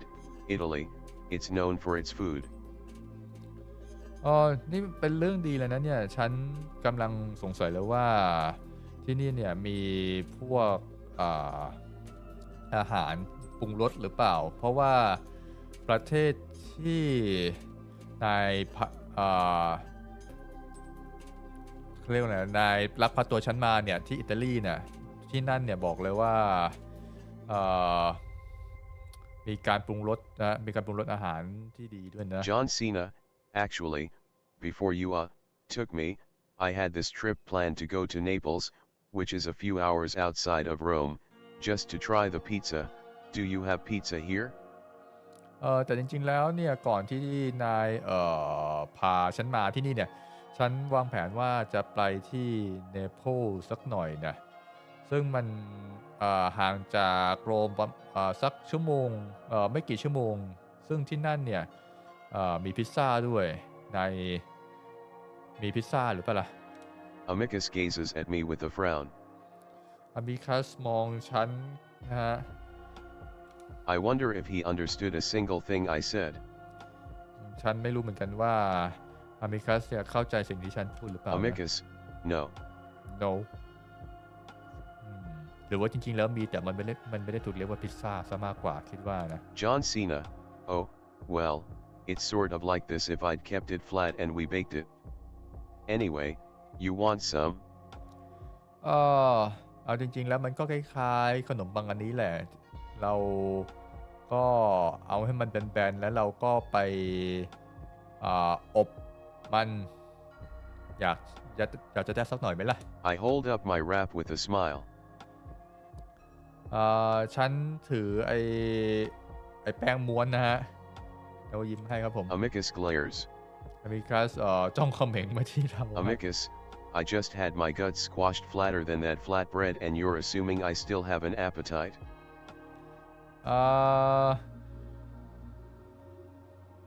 My guts squashed flatter ฉันเพิ่งจะถูกบี้เขาเรียกว่าอะไรอ่ะฉันเพิ่งจะถูกขยี้มาแบนกว่าไอ้เจ้าขนมปังนั้นอีกแล้วนายบอกว่าจะให้ฉันกินแค่ไอ้ของรองท้องอย่างนั้นเหรอพูดง่ายๆคือมันหิวฮะบอกเลยตอนนี้อาบิคัสหิวมาก I quickly lower it. ฉันรีบวางมันลงฮะ John Cena, oh yeah, sorry. โอ้ขอโทษนะ Amicus goes on staring at the ceiling while I nibble on the food, though I'm not really all that hungry anymore. อามิคัสมองขึ้นไปบนเพดานนะแล้วก็มันก็เลยทำให้เรารู้สึกว่าตอนนี้ไม่หิวอะไรอีกแล้วครับผม Then Amicus sighs deeply, covering his face with his paws. อามิคัสถอนใจยาวๆครับผมก่อนที่จะเอามือก่ายหน้าครับ Amicus, I'm sorry. I've just been thinking a lot is all. ขอโทษด้วยนะแค่ตอนนี้ฉันมีเรื่องอะไรที่คิดเยอะนะน่าจะเป็นเรื่องนอกจากเรื่องที่ปาลองแพ้เคโทแล้วก็เรื่องตัวแคชเชียสด้วยครับผมการกล่าวสุนทรพจน์ของแคชเชียสนะฮะ John Cena, about. เกี่ยวกับอะไรเหรอ Amicus just shakes his head, continuing to rub his brow. อามิคัสใส่หัวฮะแล้วก็เอามือลูบๆไปที่คิ้วของเขาต่อ Amicus, well, how sore I am, for one. ก็รู้สึกเมื่อยเนื้อไม่ตัวไปหมดนะ I look over at the wolf, then remember what he'd said last night, about the massage. ฉันมองไปที่หมาป่าตัวนั้นฮะแล้วก็จำได้ว่าเขาเมื่อคืนเนี่ยได้พูดถึงเกี่ยวกับการนวดนะค I รับ think about it for a moment. ฉันคิดถึงมันสักแป๊บหนึ่งครับผม Amicus has been trying to make me as comfortable as possible throughout the few days I've been here, minus the sofa. อามิคัสเนี่ยพยายามที่จะทำให้เราสบายนะฮะเท่าที่จะทำได้ตอนที่เรามาอยู่ที่นี่สักพักนะฮะแต่ยกเว้นเจ้าโซฟานี่โซฟามันแข็งนะฮะ I kind of feel like I owe it to him. นั่นทำให้ฉันรู้สึกว่าฉันเป็นหนี้เขานะ John Cena, you want a massage? อยากให้ฉันนวดสักหน่อยไหมล่ะ I see Amicus freeze up, his face still covered with his paws until he finally lowers them, his expression almost comical. คอมิคอลเอ่อฉันเห็นว่าอามิคัสนิ่งไปสักพักหนึ่งครับผมแล้วก่อนที่จะเอามือลงมาไว้ด้านข้างครับซึ่งทำให้เห็นเอ่ออิโมชันเห็นอารมณ์ของเขาแบบอธิบายไม่ถูกอะคอมิคอลแบบตกใจอึ้งทึ่งเสียว Amicus, what? what อะอะไรนะ I feel myself turning red. ฉันรู้สึกได้เลยว่าตัวฉันเองเนี่ยแบบ turning red ฮะแบบแดงตัวแดงขึ้น John Cena, I asked if you want a massage. ฉันถามว่านายอยากจะให้นวดไหม Amicus, I thought you didn't want to. ฉันนึกว่านายไม่อยากซะอีกนะ John Cena, well, I never really gave you an answer, did I? ก็จริงๆฉันก็จะไม่ได้ตอบนายเลยนะหรือว่ายังไงล่ะ Amicus narrows his eyes. Amicus เลตาหลีตาฮะเนโรหลีตามาที่เราครับผม Amicus, I don't want to force you into something you don't want to do. ฉันไม่อยากจะบังคับนายในสิ่งที่นายไม่อยากจะทำเนี่ยนะ John Cena, well, I'm offering, but if you don't want it, อันนี้ฉันถามนะหรือว่าไม่อยากจะได้นะ I start to sit back down. ฉันก็นั่งเอนหลังครับผม Amicus's ears fall flat. อเมริหูของอเมริกัสก็ร่วงลงครับผม Amicus, no, please do. ไม่ได้โปรดทำเถอะ I try to hide my smile as I get back up and approach the bed. ดูเหมือนว่าเจ้าหมาตัวนี้เมื่อยเนื้อเมื่อยตัวมานานครับผมฉันพยายามที่จะแอบรอยยิ้มเอาไว้ครับผมก่อนที่จะค่อยๆเดินไปที่เตียงครับ Amicus just sort of watches me, half sitting up. half sitting up อมิคัสมองมาที่เรานะครับผมแล้วก็ลุกขึ้นมานั่งนะฮะ Once I get to the edge of the bed, I pause. พอฉันไปถึงที่ขอบเตียงครับผมฉันหยุดสักครู่หนึ่งฮะ John Cena, so what do I do? ให้ฉันทำอะไรล่ะ Amicus, Amicus rolls over onto his front. อามิคัสกริ้งฮะกริ้งแล้วนอนหงายครับผมover onto his front ใช่นอนหงายครับ Amicus, well, honestly I don't really know how it's supposed to be done, but you could start with some light rubbing. right rubbing เหรออย่าบอกนะว่าเกาพุงอ่ะเอาจริงๆแล้วฉันก็ไม่รู้เหมือนกันนะว่ามันทำยังไงนะแต่ก็อาจจะเริ่มจากถูเบา Cautiously, I get up onto the bed on my knees, trying not to get tangled up in my robe as I scoot closer. ฉันก็ค่อยๆคลานเข่าฮะคลานเข่าขึ้นไปบนเตียงครับผมพยายามที่จะไม่เขาเรียกว่าอะไรไม่ทับผ้าคลุมของตัวเองครับผม Tentatively, I reach out and touch the wolf's back. แล้วก็ค่อยๆคลานเข่าเข้าไปฮะแล้วก็จับหลังของเจ้าหมาป่าสรุปว่ามันคว่ำหน้าให้ใช่ไหม Amicus inhales gently, his back rising against my fingers. อามิคัสสูดหายใจเบาๆฮะแล้วก็หลังก็แบบเหมือนแบบเรียกว่ายังไงดีอะแบบสะดุ้งตอบสนองตามมืออะไรประมาณนั้นนะ Then, slowly, I start to massage, starting on his thick neck before slowly rubbing my way down. เราก็ค่อยๆเริ่มนวดฮะเริ่มจากตรงต้นคอครับผมแล้วก็ไล่ลงมาฮะ I don't know the first thing about massaging, so I just do what feels natural, and Amicus seems to like it. ฉันไม่รู้ว่าจริงๆแล้วเนี่ยการนวดเนี่ยมันจะต้องทำยังไงฮะฉันก็เลยจะ just do what feel natural ฉันก็เลยทำให้มันแบบดูธรรมชาติฮะแล้วดูเหมือนว่าอามิคัสจะชอบด้วยนะครับ When I reach his mid-back, he grunts. พอเราถึงตรงกลางหลังนะฮะเขาอามิคัสก็คำรามครับผม Amicus, little more gentle there. Got scraped on the stairs. ตรงนั้นเบาๆหน่อยนะตรงนั้นเนี่ยเพิ่งโดนกระแทกจากบันไดมานะ I pause, then tease through the fur a bit and find a small, fresh scab, right on Amicus's spine. ฉันหยุดนะฮะแล้วก็ลองแบบไล่ขนดูฮะแล้วก็มองเห็นแผลนะฮะแผลตรงหลังของอาบิคัสครับ I ผม pet the fur back down before moving past it, working my thumbs into the muscles on either side of the wolf's spine. ฉันก็เลยตัดสินใจที่จะข้ามตรงส่วนตรงนั้นไปนะฮะแล้วก็ลองไล่ตรงส่วนอื่นตามสันหลังของเจ้าหมาป่าตัวนี้นะฮะ John Cena, Kato's an asshole. เคโทนี่มันแย่จริงๆนะ Amicus lets out a choked cough of surprise. let's out a choke ครับอามิคัสก็สะดุ้งตกใจครับผม Amicus, John Cena. Don't say that. He's the acting emperor. จอห์นซีนาอย่าพูดอย่างนั้นเขาเป็นผู้ว่าราชการแทนนะ John Cena, well, he is. ก็ใช่นะ Amicus, if you must say it, at least keep your voice down. I swear, Cassius sometimes has his ear pressed to my duaya. ด้วยถ้าเกิดจะเอาจริงๆนะก็ถ้าเกิดจะพูดแล้วก็อาจจะพูดเสียงเบาๆเลยนะเพราะว่าแคชเชียสเนี่ยหูของเขาเนี่ยบอกเลยว่าto my door ก็คือแบบรู้สึกว่าทำไมเน็ตมันหลุดบ่อยจังนี้ไหวไหมเนี่ยอามิคัสมองแบบว่าแบบ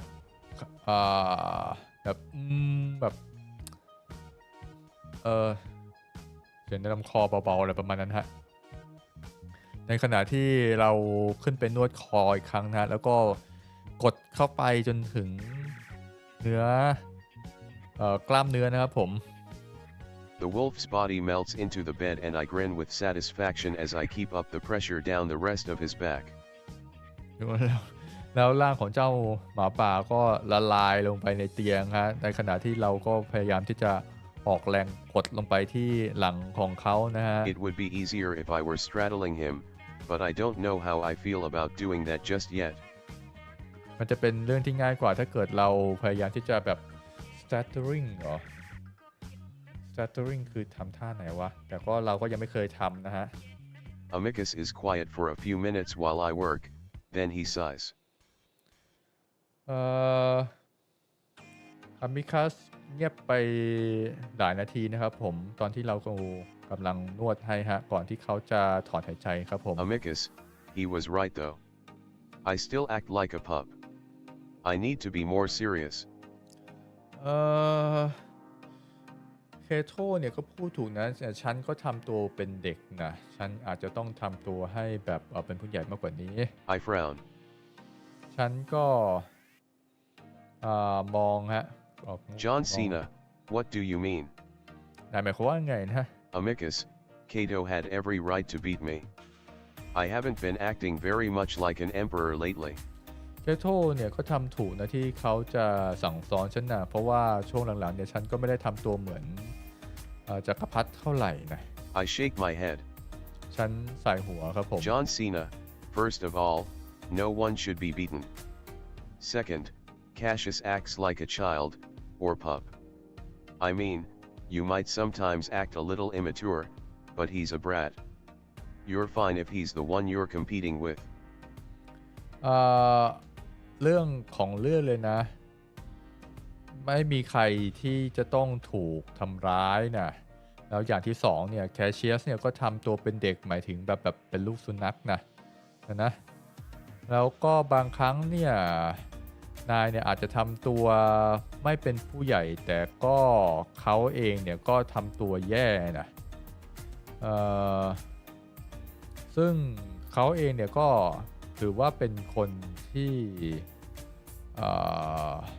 is fine you are fine if he ซึ่งนายเนี่ยก็โอเคที่จะเป็นคู่แข่งขันของเขาก็คือพูดง่ายๆก็คือ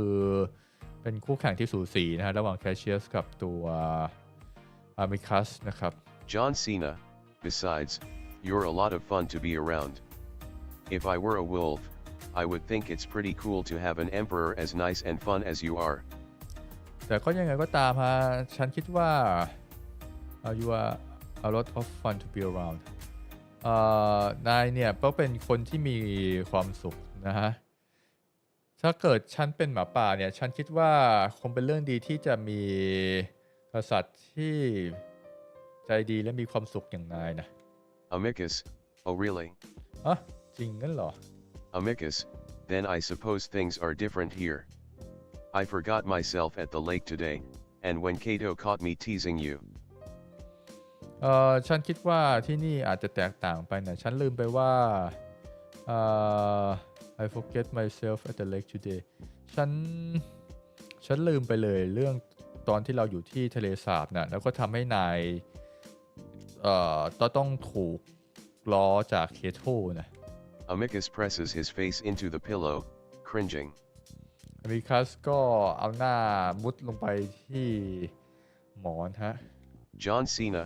can you not have fun as the prospective emperor? แล้วการที่เป็นกษัตริย์เนี่ยจะมีความสุขไม่ได้งั้นหรอ Amicus, not really. Cassius hasn't been out in the lake for years. Sometimes I think something is wrong with me, that I still enjoy such things. ก็ไม่ใช่ประมาณไม่ใช่ขนาดนั้นนะแคชเชียสไม่ได้ไปที่ทะเลสาบนั่นหลายปีแล้วsometimes I think something is wrong with me บางครั้งเนี่ยฉันก็คิดว่ามีอะไรที่แปลกประหลาดกับฉันนะซึ่งมันทำให้ฉันยังมีความสุขกับมันอยู่เหมือนแบบเปรียบเทียบตัวเองกับแคชเชียสฮะคือว่า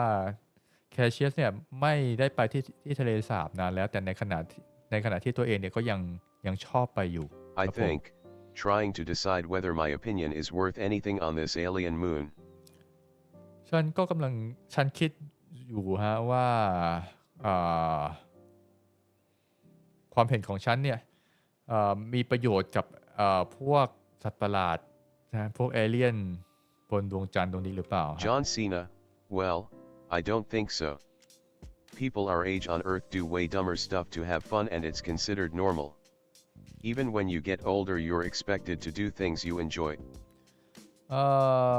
ฉันไม่คิดว่าอย่างนั้นนะเพราะว่าผู้คนบนโลกเนี่ยก็ทำเรื่องโง่ๆแปลกประหลาดนะฮะถึงแม้ว่าเขาเนี่ยก็จะแก่ตัวลงแล้ว John Cena, otherwise what's the point of life? We're only here for a moment before we die and that's it? แล้วการมีชีวิตอยู่หมายความว่ายังไงล่ะพวกเราแค่มีชีวิตอยู่ตรงนี้สักแป๊บหนึ่งแล้วก็ตายแค่นั้นน่ะเหรอ I can't help but feel that my argument is a bit amateurish. ฉันก็ช่วยไม่ได้ที่จะ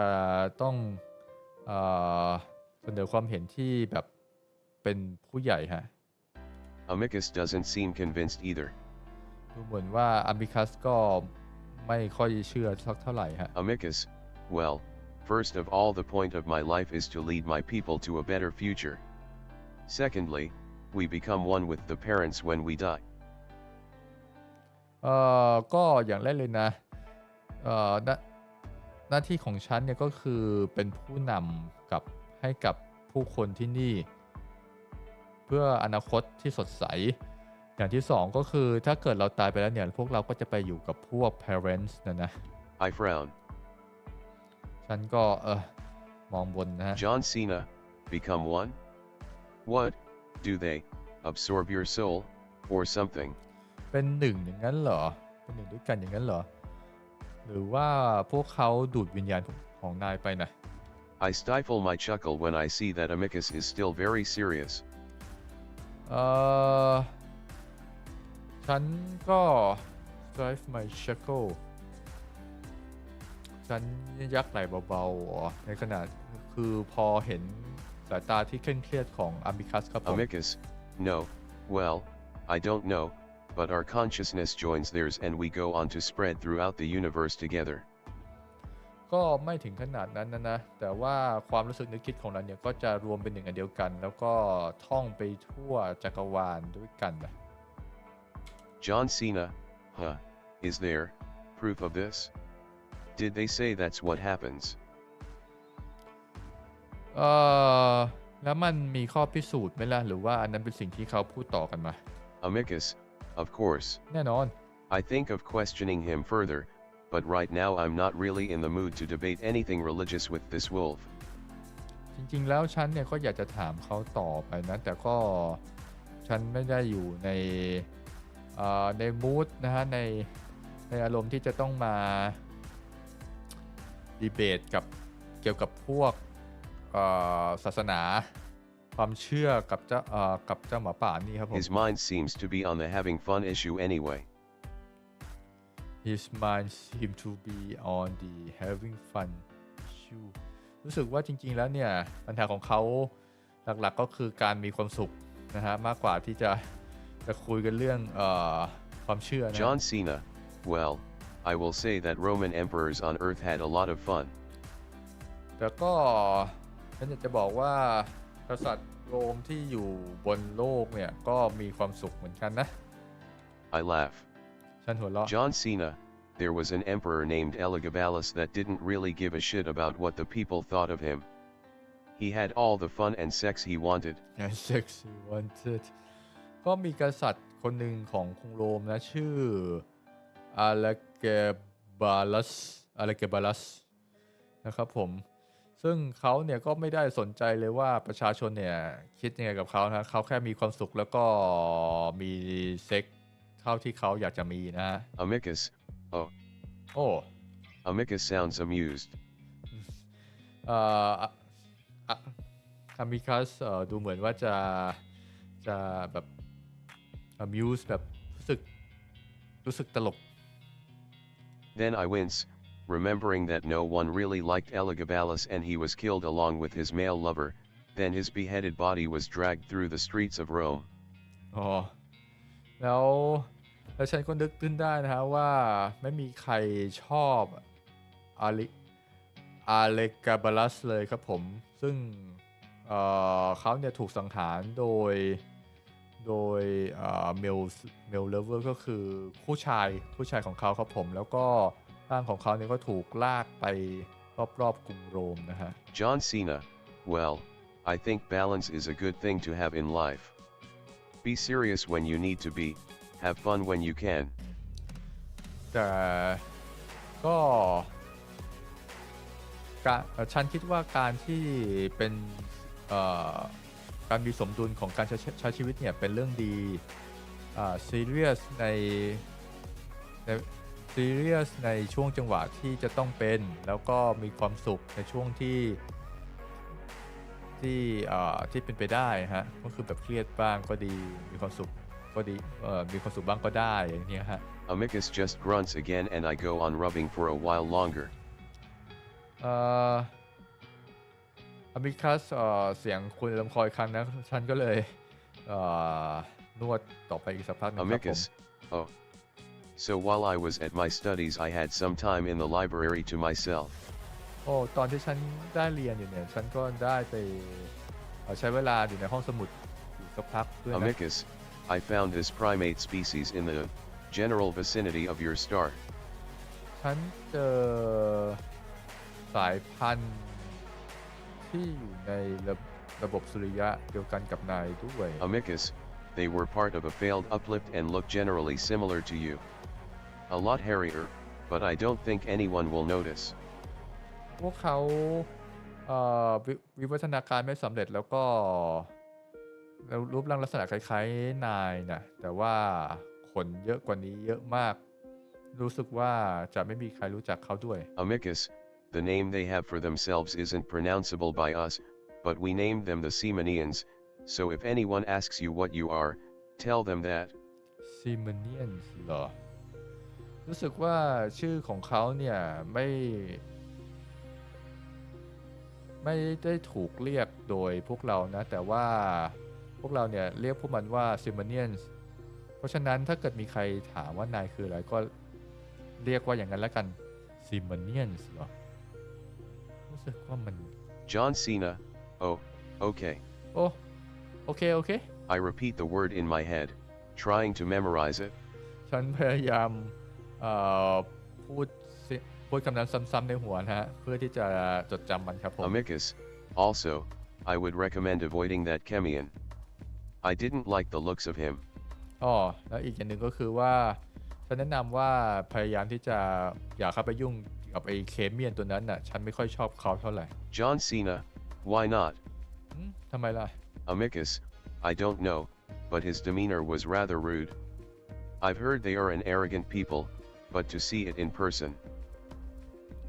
ฉันไม่รู้สิแต่ว่าเขาทำนิสัยแปลกประหลาดนิสัยไม่ค่อยดีเท่าไหร่ฉันได้ยินว่าเขาเป็นพวกมันเนี่ยเป็นคนไม่ค่อยดีแต่ก็ฉันก็ไม่เคยเห็นเขาจริงๆนะก็คือแบบพูดต่อกันมาว่าพวกเคเมียนเนี่ยไม่ดีครับผมแต่ว่าตัวอาบิคัสเองก็ยังไม่เคยเห็นตัวเป็นๆนะฮะ I almost laugh at the hypocrisy of that statement. ฉันเกือบที่จะหัวเราะกับคำพูดอันนั้นนะฮะ I'd point it out if Amicus wasn't being so grumpy right now. ฉันแทบจะบอกได้เลยว่าตอนนี้แบบอามิคัสเนี่ยทำตัวแปลกๆนะฮะ Amicus, and the way he looked at you didn't sit well with me. Just be sure you watch out for him. แล้วก็ในลักษณะที่เขาเนี่ยมองเธอเนี่ยมันฉันเห็นแล้วเนี่ยฉันไม่ชอบซะเลยก็ขอจับตามองเขาเอาไว้ละ I didn't really see much of a difference between Nefru and the wolves aside from appearance, but Amicus seems genuinely concerned. I didn't see much difference แล้วฉันไม่ค่อยเห็นความแตกต่างระหว่างเนฟรูกับพวกหมาป่านะยกเว้นแต่ว่าบุคลิกภาพภาพพจน์นะบุคลิก appearance นะฮะซึ่งอาบิคัสเนี่ยดูแล้วจะค่อนข้างที่จะเป็นกังวลเรื่องนี้ฮะ John Cena, all right. ก็ได้ Amicus grunts in response and I go on rubbing for a little while longer. อาบิคัสคำรามตอบครับแล้วเราก็นวดต่อไปอีกหน่อยครับ Then Amicus rolls over. อาบิคัสก็กลิ้งหงายขึ้นมาครับผมฉันหยุดสักพัก John Cena, Amicus suddenly opens his eyes, as if realizing what he's doing. อาบิคัสเปิดตามองครับซึ่งทำให้เขารู้ว่าซึ่งเขาก็เพิ่งรู้ตัวนะฮะว่าเขากำลังทำอะไรอยู่ Amicus, er. อ๋อJohn Cena, do your front too? คืออยากจะให้นวดข้างหน้าด้วยไหม Amicus, well, often after I get my massage, my drone rubs me. It helps me fall asleep for my afternoon naps. ก็พอหลังจากส่วนใหญ่พอนวดเสร็จนะฮะโดรนก็จะมาถูแบบถูพุงใช่ไหมจะทำให้อัมบิคัสเนี่ยหลับสบายขึ้นนะฮะตอนช่วงบ่ายนะครับ John Cena, rubs you where? ถูไปตรงไหนครับ Amicus's ears turn bright red. โหอัมบิคัสก็เป็นสีแดงครับผม Amicus, my belly. ก็ที่พุงน่ะ I laugh. ฉันหัวเราะครับผม Amicus, don't laugh. You're the one that wanted to know. อย่าหัวเราะนะก็นายอยากรู้เองดิไม่ใช่เหรอ I hesitate, and then almost automatically, my hand reaches out and starts to rub. ฉัน hesitate คือแบบหยุดไปนิดนึงครับผมแล้วก็ยื่นมือออกไปรูปท้องของอาบิคัสครับผมแบบอัตโนมัติเลย almost automatically. Amicus is tense at first, then starts to relax, the blush in his ears receding. อาบิคัสเครียดนะฮะช่วงแรกๆครับแต่ก็ค่อยๆผ่อนคลายลงครับผมแล้วก็หูเนี่ยก็เริ่มที่จะไม่ค่อยแดงแล้ว John Cena, you're such a canine. นายนี่เหมือนหมาจริงๆเลยนะ Amicus,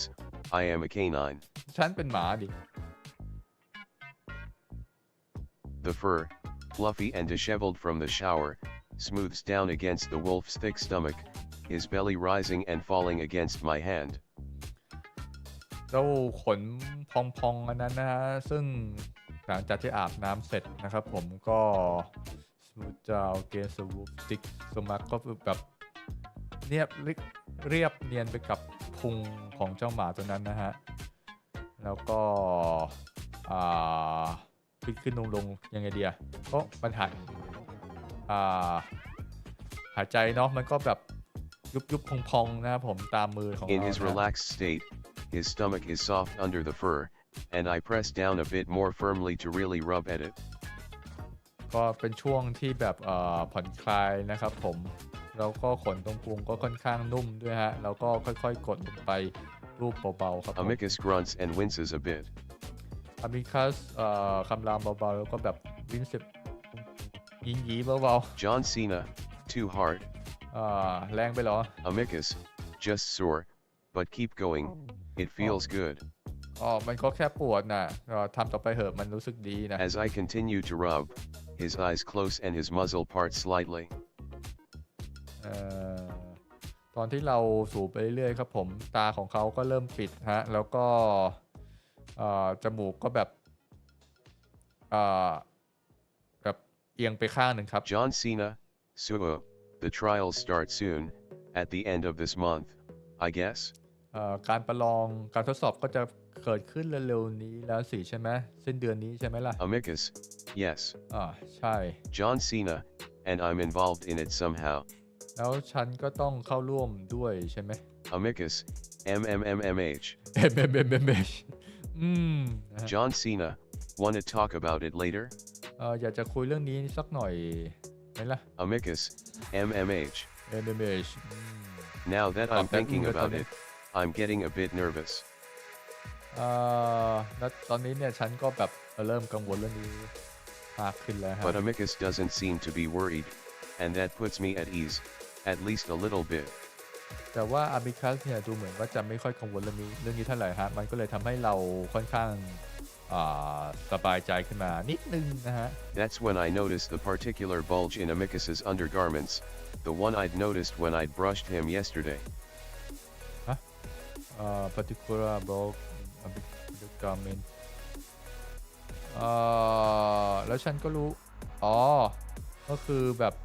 นอนหงายใช่ไหมรูปพุงก็เห็นกางเกงในundergarment นะครับผมของที่Amicus ใส่อยู่ครับผม I'm not surprised this time, though. ฉันก็ไม่เซอร์ไพรส์ตอนนี้เท่าไหร่ If brushing had done it to him, rubbing definitely would too. If brushing had done it to him rubbing ถ้าเกิดการหวีขนมันทำให้มันเป็นอย่างนั้นการรูปพุงก็เป็นเหมือนกันคือไงเจียวของ Amicus มันเกิดอะไรขึ้น So I ignore it and so does Amicus, or maybe he's just asleep. ฉันก็เลยไม่ได้ไปสนใจมันฮะหรือไม่ก็ตอนนี้ Amicus ก็อาจจะหลับไปแล้วก็ I ได้ realize then just how much I've accepted my life here, rubbing this prospective Emperor Wolf's belly, even though I know it's making him hard. Making him hard ฉันเพิ่งรู้ตัวฮะว่าชีวิตของฉันตอนนี้เนี่ยก็ต้องมาใช้ชีวิตแล้วก็มารูปพุงกับperspective emperor ก็คือแบบผู้ที่มีสิทธิ์เป็นกษัตริย์นะฮะแล้วก็ทำให้เจียวของมันแข็งแกร่งขึ้นครับผม But I also realize that I don't really mind it.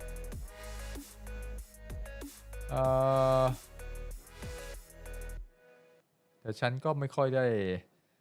อยที่จะกังวลกับมันสักมาก It's only been a few days, but there's something about this wolf.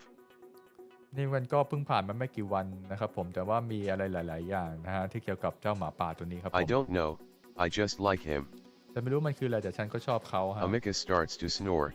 so I slowly stop rubbing, watching his chest rise and fall with his steady breaths. Amicus เริ่มกลนครับผมฉันก็เลยค่อยๆหยุดรูปนะฮะแล้วก็มองไปที่อกของเขายุบขึ้นลงครับผม I think about going back over to the sofa, but instead I just roll over to Amicus's left, curling up on my side in the soft pillows. I just roll over the Amicus's left. ฉันคิดว่าฉันจะกลับไปที่โซฟาฮะแต่ว่าฉันมา roll over to the amicus left แต่ก็มานอนขดเดี๋ยว going up my side ก็คือนอนขดอยู่ทางด้านซ้ายของ amicus ครับ With the relaxing sounds of Amicus's gentle snores behind me, I drift off into a light sleep. ด้วยเสียงกรนของนอนหลับเพราะเสียงกรนของ amicus เนี่ยนะรอ Over the next week or so, I start to get used to my new life. ผ่านไปสัปดาห์หนึ่งแล้วครับผมฉันก็เริ่มที่จะปรับตัวเข้ากับชีวิตที่นี่นะฮะ I find that the days are easy to adjust to, and like Alex said, 19 hours in a day isn't all that bad. ฉันก็เริ่มปรับตัวเข้ากับเวลานะฮะซึ่งตามที่อเล็กซ์บอกนะครับผมว่า1วันเนี่ยมี19ชั่วโมงมันก็ไม่ได้แย่สักเท่าไหร่ Though the sleeping period is a bit shorter than I'm used to, it's been easier now that I sleep on Amicus's bed.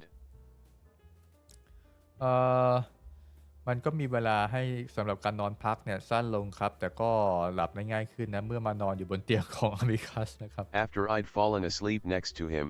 we decided that there was enough room. เพราะฉันก็แบบพอได้นอน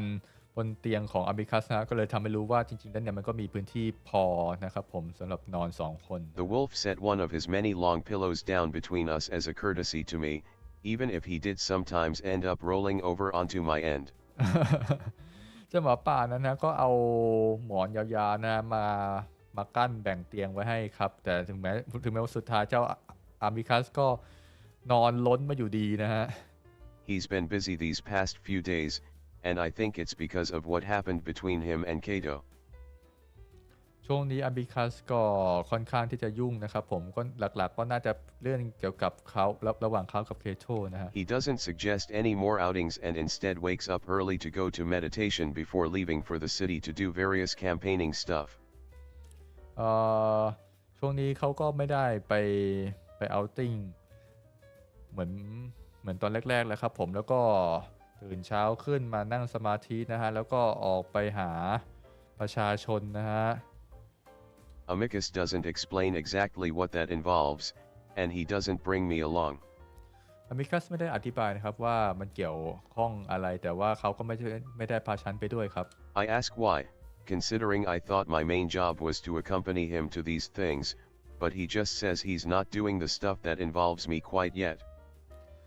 ฉันถามเขาว่าจริงๆแล้วเนี่ยมันก็เป็นหน้าที่ของฉันไม่ใช่เหรอที่จะต้องออกไปพร้อมกับ Amicus นะฮะแต่เขาบอกว่ามันยังไม่ถึงเวลานะครับ Instead, my introduction to the people of Adastra is going to be during the first trial. แล้วการที่เขาจะแนะนำเรานะครับผมมันก็คือเป็นช่วงทดสอบครั้งแรกนะครับ He says the reveal will be a lot more impressive that way, and that rumors are already spreading about his new pet. เขาบอกว่ามันจะเป็นการดีกว่านะที่จะทำเป็นอย่างนั้นนะครับเพราะว่าเสียง rumor เสียงนินทานะฮะเริ่มกระจายไปแล้วนะครับผมเรื่องสัตว์เลี้ยงใหม่ข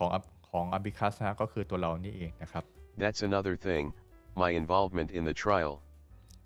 นั่นก็เป็นอีกเรื่องหนึ่งนะฮะที่เราเป็นส่วนหนึ่งของการทดสอบนะครับ Apparently, I'm to be his partner in the dance portion, something I have no clue how to do. แล้วก็ดูเหมือนว่า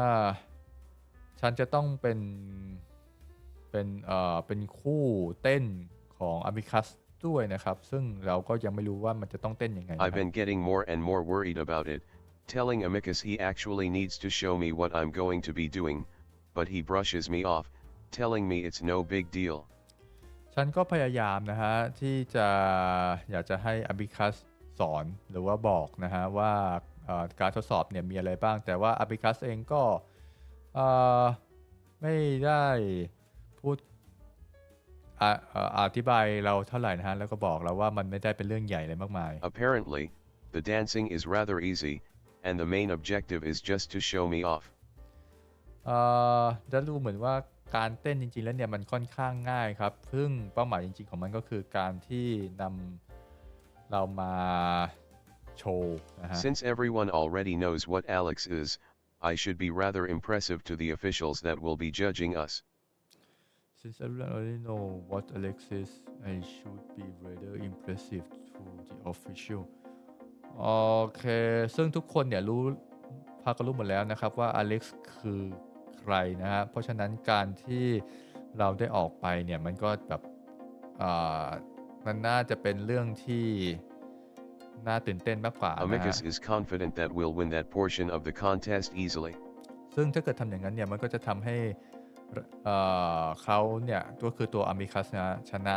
ในส่วนนี้อย่างง่ายๆนะครับ Still, he promises me at least a few sessions of practice before the actual day of the competition. แต่เขาก็สัญญานะว่าจะมาสอนเรานะครับผมเกี่ยวกับการแข่งขันนะฮะ I realize now that that's only 3 days away,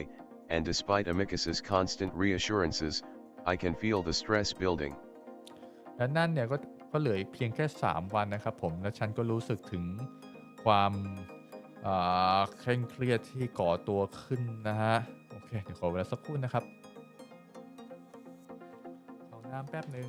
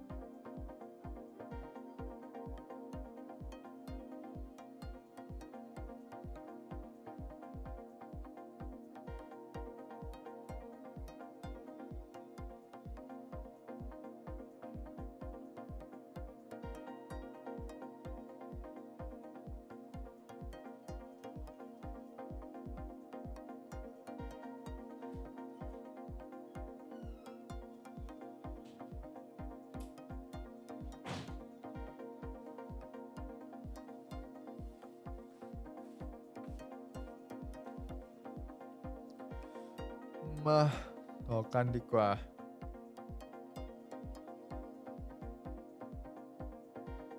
Back. I can only trust him that the dance is actually easy and simply an opportunity to show me off. ฉันก็เลยทำได้แต่เชื่อในตัว Amicus นะว่าการเต้นเนี่ยจริงๆแล้วมันง่ายมากและอย่างเดียวที่ต้องทำคือการที่จะต้องไปโชว์ตัวนะครับผม Meanwhile, half of my days tend to be empty of things to do. แล้วก็ครึ่งวันส่วนใหญ่ก็จะไม่มีอะไรทำนะฮะ I'm left on my own to either hang around in Amicus's room, have conversations with Com about Odastra and its culture, or just try and busy myself with menial work. ก็ส่วนใหญ่เนี่ยก็จะใช้ชีวิตอยู่ในห้องของ Amicus นะครับผมแล้วก็คุยกับคอมนะฮะเกี่ยวกับวัฒนธรรมประเพณีที่ในอดัสตรานะครับผม Sometimes I hang out with Alex, which I enjoy, but lately I wonder if the idea that we're technically going to be competing against each other is causing a bit of a rift between us. แต่บางครั้งฉันก็ใช้เวลากับอเล็กซ์นะฮะแต่ก็รู้ตัวดีนะฮะว่าสุดท้ายเนี่ยเราก็ต้องเป็นคู่แข่งกันนะฮะ Still, I get a lot of time with him since Cassius is out just as much as Amicus, if not more. แต่ยังไงมันก็เราก็ใช้เวลาด้วยกันนะฮะเพราะว่าส่วนใหญ่ Cassius เนี่ยก็ไม่ได้อยู่นะฮะเหมือนกับ Amicus นะครับ We go out into the gardens a few times and other times we watch Adastran TV together, sometimes even catching Amicus or Cassius giving speeches to the seemingly endless crowds of wolves. ซึ่งบางครั้งเนี่ยเราก็จะใช้เวลาอยู่ในสวนนะฮะแล้วก็ดูทีวีนะครับผมซึ่งบางครั้งเนี่ยอามิคัสแล้วก็แคชเชียสเนี่ยก็มากล่าวสุนทรพจน์นะฮะต่อหน้าฝูงหมาป่านะฮะ The broadcasters seem to like tallying up numbers, and it's clear that Cassius always has an edge. แล้วก็คนเนี่ยมาแบบเยอะมากครับผมแต่ส่วนใหญ่แล้วเนี่ยแคชเชียสเนี่ยก็จะได้เสียงตอบรับที่ดีเป็นพิเศษนะฮะ Still, from what I've gathered, Amicus has had a bit of surge and manages to at least do better than half Cassius's numbers. แต่ยังไงก็ตามนะฮะจำนวนของอามิคัสเนี่ยก็มากกว่าแคชเชียสเนี่ยประมาณครึ่งหนึ่งครับ It's still a little worrying though, but from what I can tell, popularity doesn't factor into the trials. แต่ยังไงก็ตามนะฮะความpopular เนี่ยความโด่งดังเนี่ยมันไม่ได้เป็นส่วนหนึ่งของการทดสอบนะครับ When I'm not with Alex, I try to avoid running into any of the others, which is actually pretty easy. ตอนที่เราไม่ได้อยู่กับอเล็กซ์นะฮะเราก็พยายามที่จะหลบนะฮะไม่เจอกับคนอื่นนะครับผมซึ่งส่วนใหญ่เนี่ยก็จะไม่ค่อยเจอนะครับ Cato is almost always absent from the palace, doing his own official business as acting emperor. แคโทเนี่ยส่วนใหญ่ก็จะไม่ได้อยู่ในปราสาทอยู่แล้วนะครับผมเพราะว่าก็ต้องทำหน้าที่เป็นผู้ว่าราชการแทนนะครับผม Virginia hasn't bothered to talk to me after our first interaction, probably deeming me incapable of any sort of conversation. ส่วนเวอร์จิเนียเองเนี่ยก็ไม่ได้คุยกับเรานะฮะหลังจากที่แนะนำตัวไปครั้งแรกนะครับผมเพราะว่าเธอจำได้ว่าเราเนี่ยก็เป็นคนที่แบบพูดไม่ค่อยได้นะครับ Neferu, on the other hand, is the one person I have difficulty avoiding. แต่ในขณะเดียวกันนะครับผมเดฟรูเนี่ยก็เป็นตัวที่ลำบากมากนะฮะที่จะพยายามหลบเลี่ยงนะครับผม Unlike the others, he greets me when he sees me, and occasionally sticks out his paw so that I have to kiss it. แล้วก็เดฟรูเนี่ยรู้สึกว่าจะค่อนข้างแตกต่างจากตัวอื่นนะครับเพราะว่าพอทุกครั้งที่เขาเห็นเรานะฮะก็จะรีบเข้ามาทักทายแล้วก็ยื่นมือให้เราจูบนะครับผม The only difference now is that after I do it, he does the same to me. The only difference now is that after I do it he seems the same he does the same to me อ๋อแต่ว่าสิ่งอันนึงนะฮะที่แปลกประหลาดนะครับผมก็คือพอเราจูบมือของเดฟรูใช่ไหมเดฟรูก็จะจูบคืนนะฮะ I think I gave him the false impression that it's some sort of normal greeting for my people. ซึ่งดูเหมือนว่าเราจะทำให้เขาเข้าใจผิดนะฮะเข้าใจผิดว่าการกระทำอย่างนี้เนี่ยคือการทักทายกันของเรานะฮะก็คือของมนุษย์นะครับผม He seems to enjoy it quite a bit, but only tries it when Amicus isn't around. ดูเหมือนว่าเขาก็จะชอบมันฮะแต่เขาก็จะทำอย่างนี้เฉพาะตอนที่อามิคัสไม่อยู่นะครับ As for Cassius, I don't see him for the entire week, until today. พูดถึงแคชเชียสนะเขาไม่ได้อยู่ไม่ใช่ไม่ได้อยู่คือไม่เห็นเป็นอาทิตย์แล้วครับไม่เห็นทั้งอาทิตย์จนถึงวันนี้นะฮะ I'm in the dining room, watching the screens and zoning out. ตัวเรานะฮะก็นั่งอยู่ในห้องรับประทานอาหารนะครับผมดูทีวีไปนะฮะนั่งว่างๆว่างั้นเถอะ The wolves are pretty talented at making basically all of their films incredibly boring. เจ้าหมาป่าพวกนี้เนี่ยมีความสามารถมากนะที่สามารถสร้างหนังได้แบบโคตรน่าเบื่อนะฮะ It's probably something to do with the long-winded monologues and theatrical acting. มันก็ส่วนใหญ่ก็จะเป็นแบบบทพูดยาวๆนะฮะแล้วก็แบบน่าเบื่อนะฮะ Alex is gone today, doing some type of ambassador work in the city while Amicus is out with Cato, training, though he's supposed to be back in the next hour to give me that dance practice he's promised.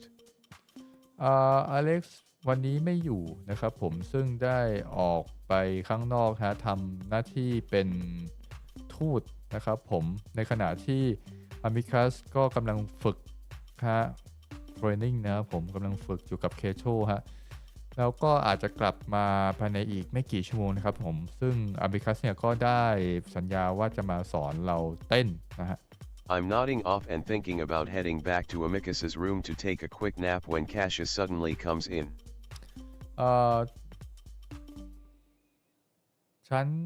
ตัวเรานะฮะก็จะกลับไปงีบนะฮะที่ห้องของอามิคัสนะแต่ว่าพอดีแคชเชียสเนี่ยมาพอดีครับผม He stalks in with that particular stiff gait that he has, along with his usual sour expression. แคชเชียสเองก็มองสายตาแบบเหล่มองด้วยสายตาเย็นชานะฮะ usually sour expression แบบนั้นหน้าตาแบบเย่เก๋เปรี้ยวๆมันแบบกินมะนาวมา Even though it's been a while since I've seen him, I haven't forgotten that look of his. Why I see him I haven't forgot the look of his ถึงแม้ว่าเป็นแบบว่าไม่ได้เห็นเขามาสักพักหนึ่งครับแต่ก็ไม่ลืมเลยฮะกับการที่แบบสีหน้าของเขานะฮะสีหน้ากินมะนาวมา I jump and quickly sit up straight, looking at the ground.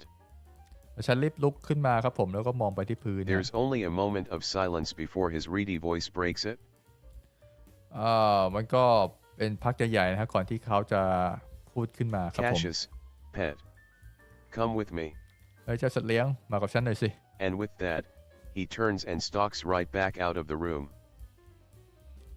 หลังจากนั้นเขาก็เดินออกไปจากห้องครับ I sit there,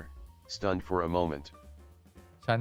นั่งงงๆอยู่ตรงนั้นสักพักหนึ่งฮะ First of all, Amicus told Cassius never to give me commands. อย่างแรกเลยเนี่ยอามิคัสเคยบอกแคชเชียสว่าห้ามสั่งฉัน Does that mean that I shouldn't listen to him? นั่นหมายความว่าฉันจะต้องไม่ฟังเขาหรือเปล่า I know immediately that that wouldn't be a very good idea, and I jump off my bed to hurry out into the hall. ฉันคิดว่านั่นอาจจะ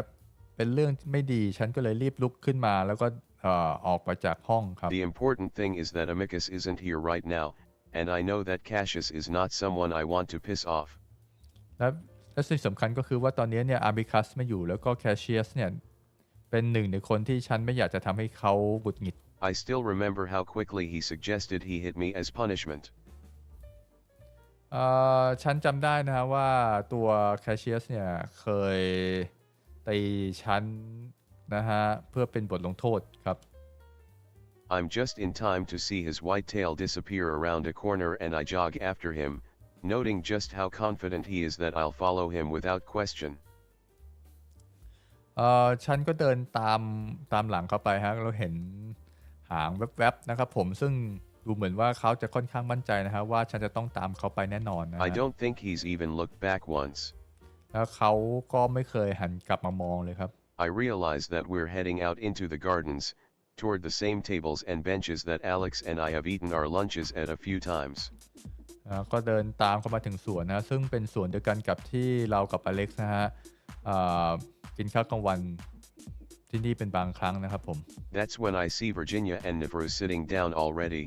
cups and plates already on the table. แล้วพอมาถึงครับก็เห็นเวอร์จิเนียและเนฟรูนะครับผมกำลังนั่งนะครับผมมีแก้วแล้วก็พวกจานวางอยู่ด้วย I realize then what it is Cassius summoned me for, and I relax a bit. นั่นเลยทำให้ฉันรู้ว่าแคชเชียสเนี่ยเรียกฉันมาทำไมนะครับฉันก็เลยรู้สึกสบายใจขึ้นนิดนึงฮะคือเรียกมาเสิร์ฟอาหารเนี่ยหรอ After serving breakfast so many times, I know exactly what's expected of me. หลังจากที่ฉันเสิร์ฟอาหารเช้ามาหลายครั้งนะฮะก็เลยรู้นะฮะว่าจะต้องทำตัวยังไงครับ When Virginia spots us, she waves at Cassius, but he only grumbles under his breath. เมื่อเวอร์จิเนียเห็นพวกเรานะฮะเวอร์จิเนียก็โบกมือมาทางแคชเชียสนะฮะแต่ว่าแคชเชียสเองก็ไม่ได้ตอบอะไรมากครับผม Cassius, ugh, why is he here? ทำไมเขาอยู่ที่นี่ด้วยเนี่ยหมายถึงเนฟรูแน่เลย I see the wolf's tail lash around in irritation before it settles as we get closer to the pair. ฉันเห็นว่าหางของเจ้าแคชเชียสเนี่ยกวัดแกว่งไปด้วยความแบบรำคาญฮะก่อนที่จะไปถึงคู่คู่ที่นั่งอยู่ตรงนั้นครับก็คือเวอร์จิเนียกับตัวเดฟรูนะครับ Cassius, good morning, Virginia. รุนสวัสดิ์เวอร์จิเนีย Cassius, and Neferu. และเดฟรูด้วยนะ Cassius's voice takes on a dismissive tone as he says the jackal's name, barely even nodding his head at him. เสียงทักทายของแคชเชียสเนี่ยเห็นได้ชัดเลยว่าไม่ค่อยชอบเจ้าหมาดำตัวนี้นะฮะ Neferu,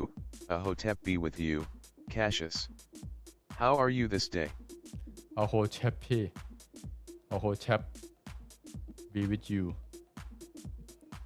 ขอให้โฮเชปน่าจะเหมือนนี่เลย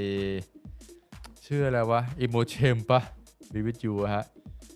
วันนี้เป็นไงบ้างล่ะ Cassius's tail lashes again, but only once. หางของแคชเชียสก็ตวัดอีกครั้งหนึ่งครับ Cassius, wonderful. Virginia, you didn't tell me we'd be having a guest. ก็ดีนะเวอร์จิเนียไม่จะบอกเลยว่าเราจะมีแขกนะ Virginia raises a brow. เวอร์จิเนียเลิกคิ้วขึ้นครับ Virginia, I'm sorry, did you need a warning of some kind, Cassius? ขอโทษด้วยนะนายจะต้องการแจ้งเตือนอะไรก่อนหรือเปล่านะ Cassius Cassius sits, leaning back in the chair as he keeps his gaze on Virginia. Cassius นั่งลงฮะแล้วก็พิงพนักครับก่อนที่จะมองไปทางเวอร์จิเนียครับ Cassius, I simply like to be prepared. ฉันก็แค่อาจจะต้องการเตรียมพร้อมสักหน่อยนะ There's a moment of silence and Neferu, still smiling, looks back and forth between the brother and sister. แล้วก็ทุกอย่างก็ตกอยู่ในความสงบฮะเนฟูรูก็ยิ้มกุ้มกลิ่มฮะแล้วก็มองไปมากับ2พี่น้องคู่นี้ครับผม Neferu, I'm sorry,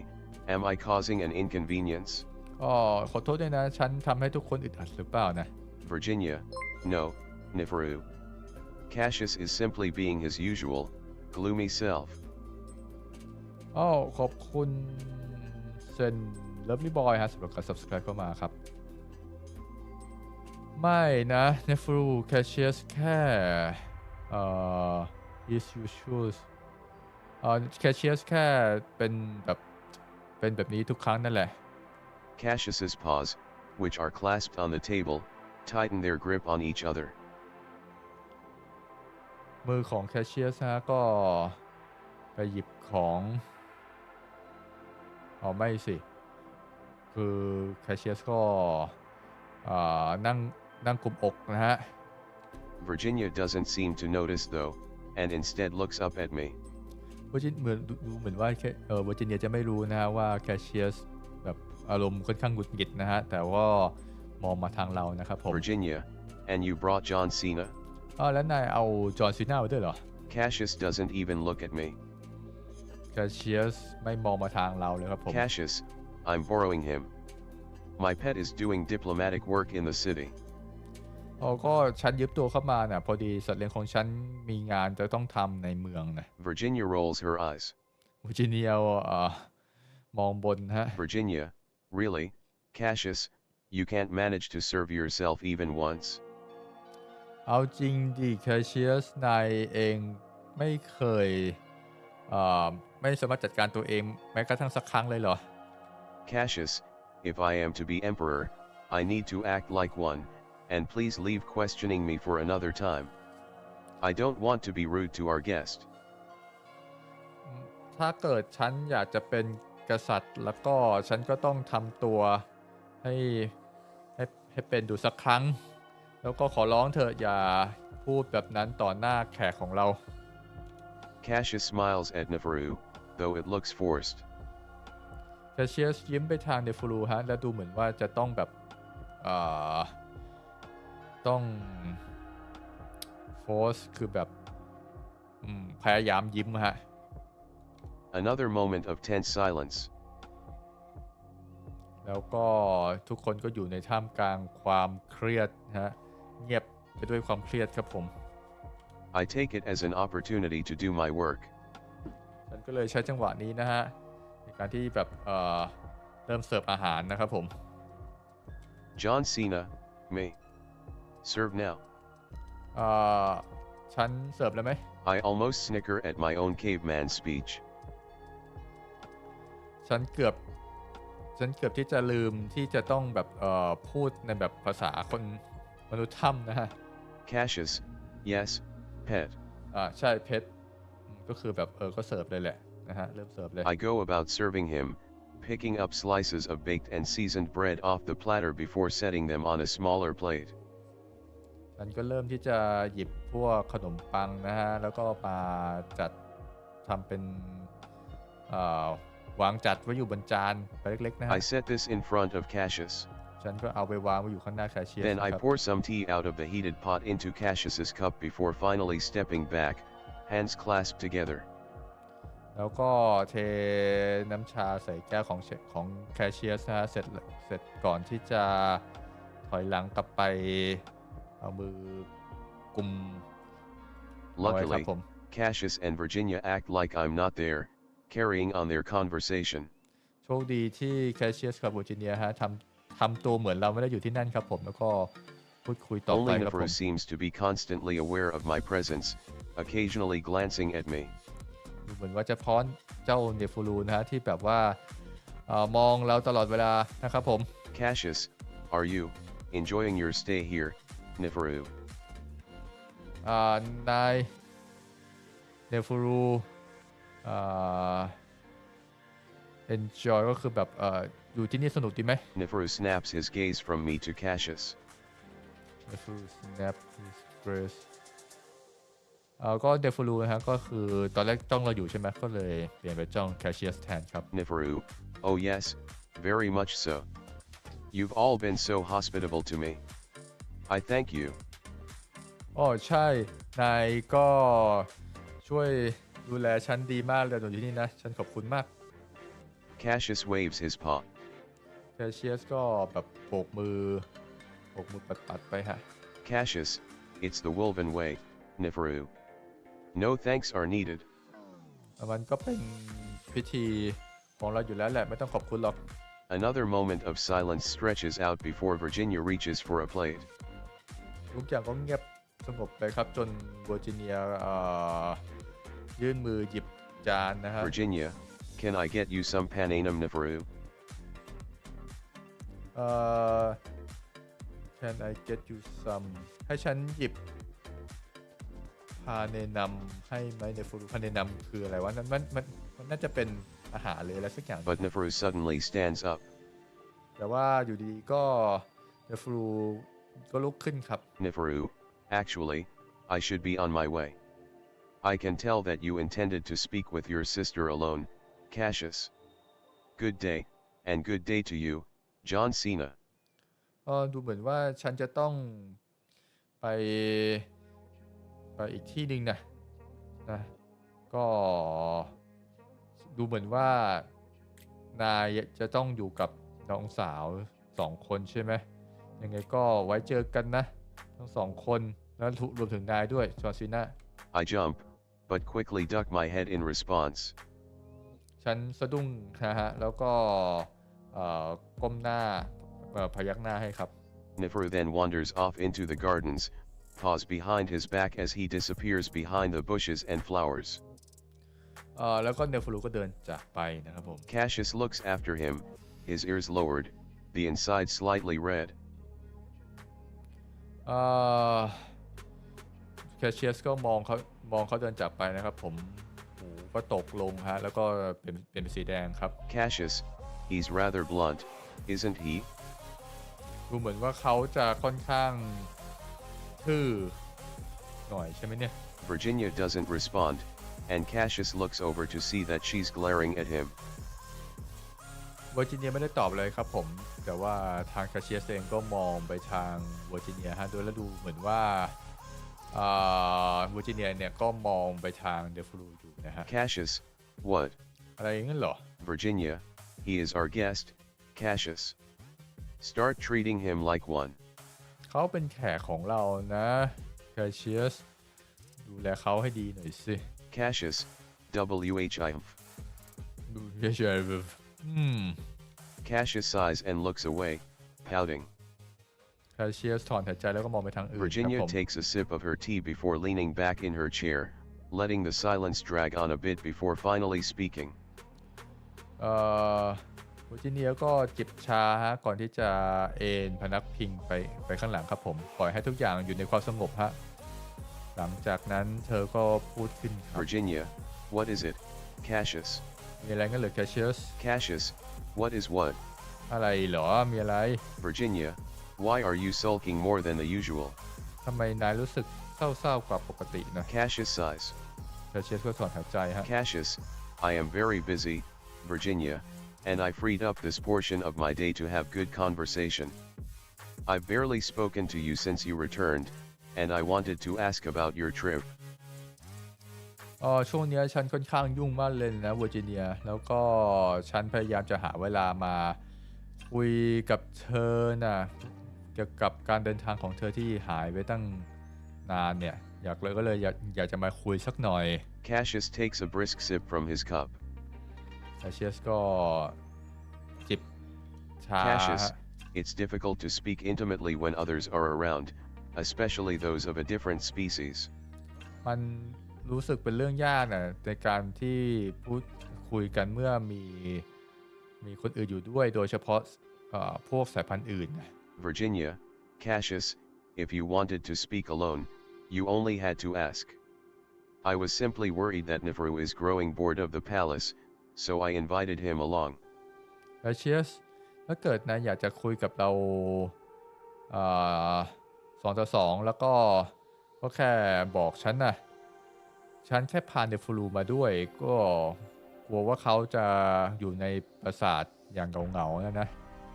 Virginia grins. Virginia grins นะก็แบบยิ้ม Virginia, ให้ and you don't have to play emperor around me. I'm your sister. Lean back and relax a little bit. แล้วก็ไม่ต้องมานั่งทำตัวเป็นกษัตริย์ตอนที่ฉันอยู่ด้วยนะฉันเป็นน้องสาวเธอนะก็ทำตัวตามสบายสักหน่อยสิ Cassius sighs again, but doesn't lean back. Cassius ถอนหายใจฮะแต่ก็ไม่ได้พิง Cassius, นะครับผม I must play the role I intend to fit even when the situation does not call for it. ฉันต้องทำตัวให้เป็นไปตามที่ฉันจะเป็นสิถึงแม้ว่าถึงไม่ว่าจะเป็นสถานการณ์ไหนก็ตาม Virginia, you think father was always like that? เธอคิดว่าเสด็จพ่อเป็นอย่างนั้นน่ะเหรอ Cassius, I don't know, he did not speak to me much. ฉันไม่รู้สิเขาไม่ค่อยคุยกับฉันนะ Virginia, well, he wasn't. You can relax around me, Cassius. เขาไม่เป็นอย่างนั้นนะ Cassius ก็ทำตัวตามสบายกับฉันหน่อยสิ Cassius sighs and eats one of the crackers, leaning back into his chair very slightly. Cassius ถอนหายใจฮะก่อนที่จะกินแครกเกอร์ฮะพวกขนมปังอบกรอบครับผมก่อนที่จะเอนพนักพิงฮะ Cassius, so how was Lux? แล้วลักซ์เป็นไงบ้างล่ะ Virginia, oh, you know, riots and crime and complaints about a lack of funding. ก็ตามที่นายรู้นะก็มีการประท้วงมีโจรกรรมคำร้องแล้วก็ขาดพวกทุนนะเงินทุน Cassius, well, there is a lack of funding. ก็มันก็ขาดเรื่องการลงทุนนะ Virginia, there is a lack of funds, certainly, but not from us. You know the officials there are corrupt and take most of it. มันก็ขาดทุนกองทุนอยู่นะแต่มันก็ไม่ but not from us แต่ก็ไม่ได้เกี่ยวกับเราใช่ไหมซึ่งส่วนใหญ่แล้วเนี่ยมันก็เกี่ยวกับการช่อฉนนะ Cassius, that isn't the people's fault. นั่นไม่ใช่ความผิดของประชาชนเลยนะ Virginia, no,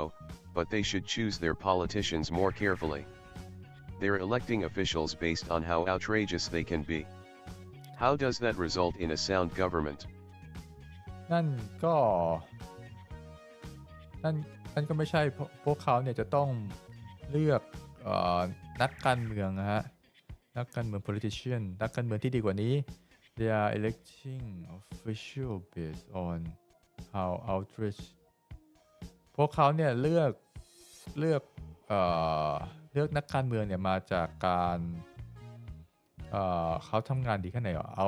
outrageous how does that result in disagreement แล้วมันเป็นยังไงบ้างล่ะ Cassius, the people are frustrated and the sentiment is spreading throughout the empire. I've been telling you this for years. พวกประชาชนเนี่ยก็ frustrated and sentiment พวกเขารู้สึกจะไม่ค่อยชอบฮะVirginia, certainly, we all know this. The question is how to fix it. มันก็เป็นเรื่องที่เรารู้อยู่แล้วปัญหาคือเราจะแก้ไขมันยังไง Cassius, by getting rid of the triumvirates the people elect. If we ruled directly, the empire would become as sound as the palace we govern from. ก็แค่น่าจะเหมือนประมาณปฏิวัตินะครับผมแล้วก็ให้กษัตริย์เนี่ยเป็นคนปกครองแทนนะฮะ Virginia, MMMH, and you expect to do that easily.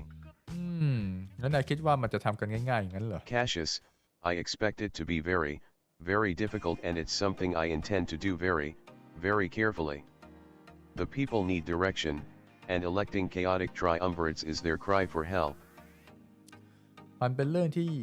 ยากมากแล้วฉันก็ต้องทำให้มัน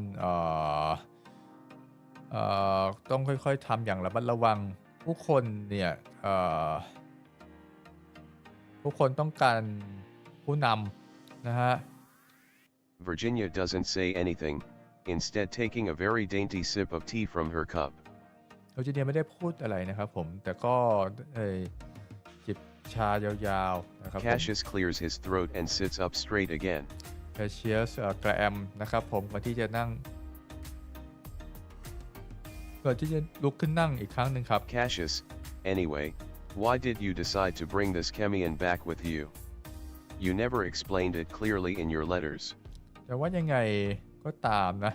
เธอเนี่ยเอาพวกเคเมียนกลับมาด้วยทำไมเธอไม่เคยอธิบายฉันเลยในจดหมายนะ Virginia, but I did. His accommodations in Lux were rather poor. Bringing him here and acquainting him with the imperial family seemed like the natural decision to me.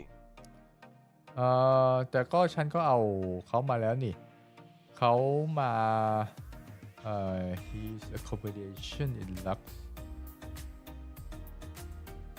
เขาหมายความว่าไงวะ were rather poor accommodation in Lux เขาอยู่อย่างยากจนเหรอ acquainting him with imperial family seems like แล้วก็เลยพาเขามาพักอาศัยอยู่ในปราสาท Virginia, you know he's the pharaoh's second son? เธอรู้หรือเปล่าว่าเขาเป็นลูกคนที่สองของฟาโรห์นะ Cassius, yes, but why was he in Lux and why didn't I know about it? ใช่แต่ว่าทำไมเขาอยู่ในลักซ์แล้วฉันไม่รู้เลยฉันไม่รู้มาก่อน Virginia shrugs. Virginia ยักไหล่ฮะ Virginia, you can't expect to know about every diplomatic visit that there is. Anyway, he was touring the siblings and was in Lux when the depletion happened. นายเป็นไม่ได้หรอกนะที่นายจะรู้หมดทุกอย่างนะแล้วก็ตอนนั้นเนี่ยเขาก็กำลังtouring the siblings เขากำลังทัวร์ไปตาม siblings ฮะแล้วก็อยู่ในลักซ์ตอนที่เกิด depletion ครับผม Cassius, my question is why wouldn't the pharaoh send a ship immediately to retrieve his own son? Alex makes sense, being your typical diplomat, but the son of a pharaoh? คำถามคือทำไมพวกเขาไม่ส่งยานมารับ ลูกชายของเขาทันทีล่ะในเคสของอเล็กซ์มันก็ค่อนข้าง make sense อยู่นะแต่ว่าไม่ใช่กับลูกของฟาโรห์นะ Virginia, he chose to stay. เขาเลือกที่จะอยู่นะ Cassius snorts. Cassius snores ครับผมทำเสียงแบบทำเสียงคนใส่อะ Cassius,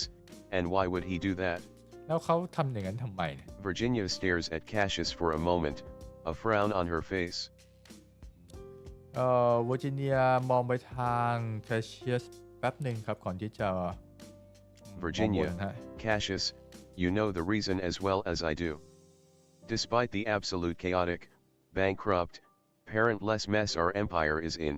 the Chemians are willing to ally with us. He's trying to help establish that. แคชเชียสนะก็รู้นี่ว่าเหตุผลมันคืออะไรเกิดความวุ่นวายล้มละลายไม่มี parents นะพวกเคมีนก็เลยอยากจะมาผูกพันธมิตรกับเรานะครับผม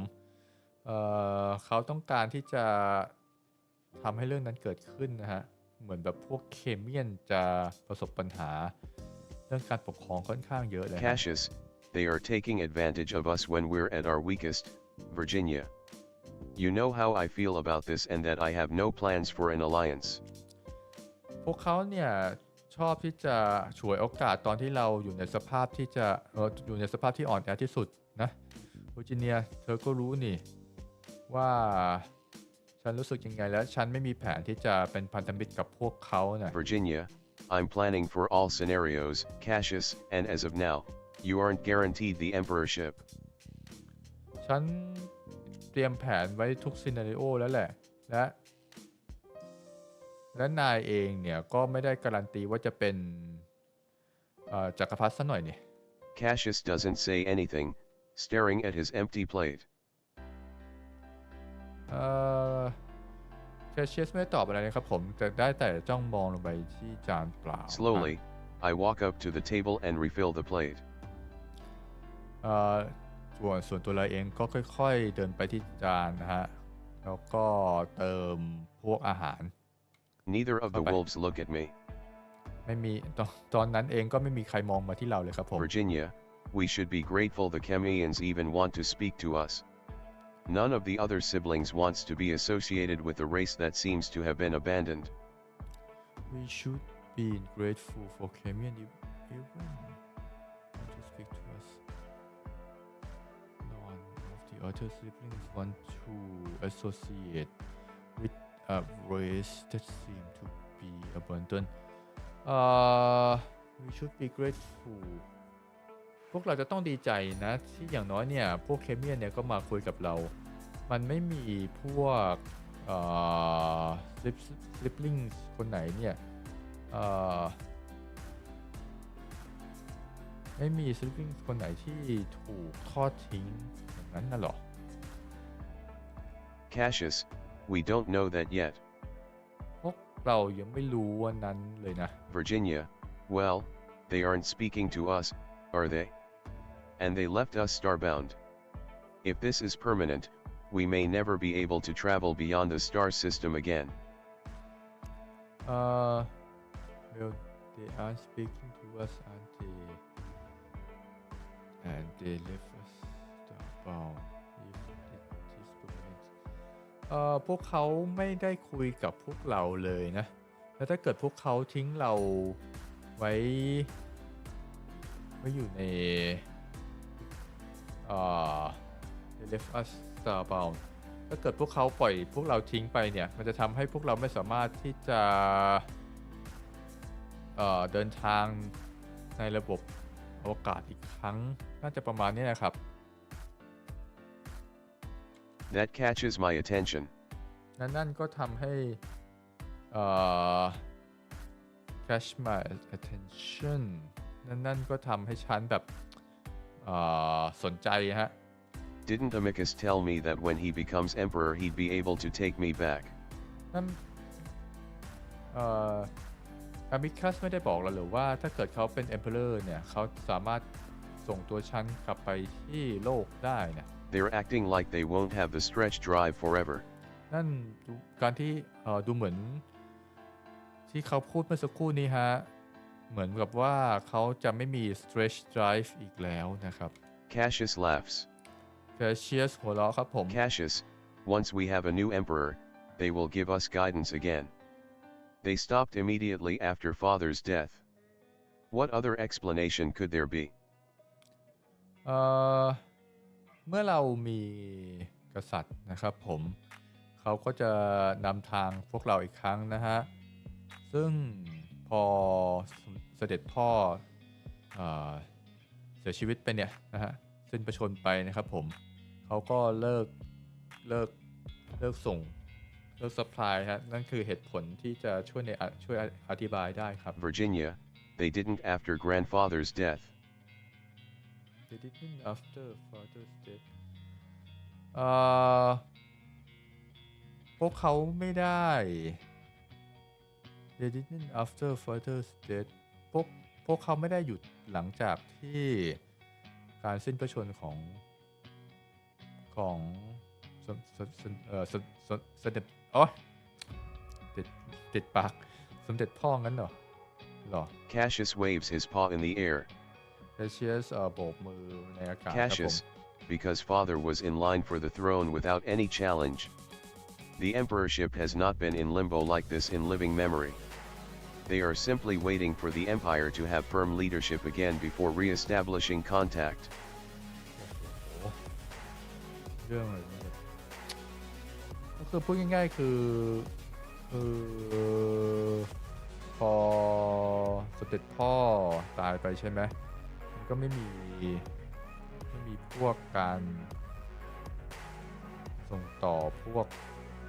อุปกรณ์อะไรพวกนี้มาให้ฮะจนกว่าที่จะมีกษัตริย์ใหม่ครับผม Back. Cassius snatches a cracker off of the plate I just refilled. Cassius ก็หยิบบิสกิตขึ้นมากินครับ Cassius, it has happened before, even if that was before Drosudes. But even if we're not able to, I have no doubt that I can still lead this empire to prosperity. โอ้โหทำไมมันเรื่องมันรู้สึกเครียดรวมถึงแปลก็ยากด้วยฮะก็พูดง่ายคือมันเคยเกิดเรื่องพวกนี้ก่อนหน้านี้ครับตอนที่ก่อนช่วงจูซัสนะครับผม Virginia, and how would we do that without the stretch? We'd not be able to communicate with our children anymore. แล้วจะทำยังไงถ้าเกิดเราไม่มี stretch ล่ะพวกเราจะไม่สามารถสื่อสารกับพวก children ได้อีกแล้วนะ Cassius, if the Chemians learn the stretch, then so can we. As for our children, abandon them. They've only been a burden anyway. แล้วถ้าเคเมียนสามารถเรียนเกี่ยวกับ stretch ได้แล้วทำไมพวกเราจะทำบ้างไม่ได้ As for our children อันนั้นเป็นเพื่อพวกเด็กๆแล้วก็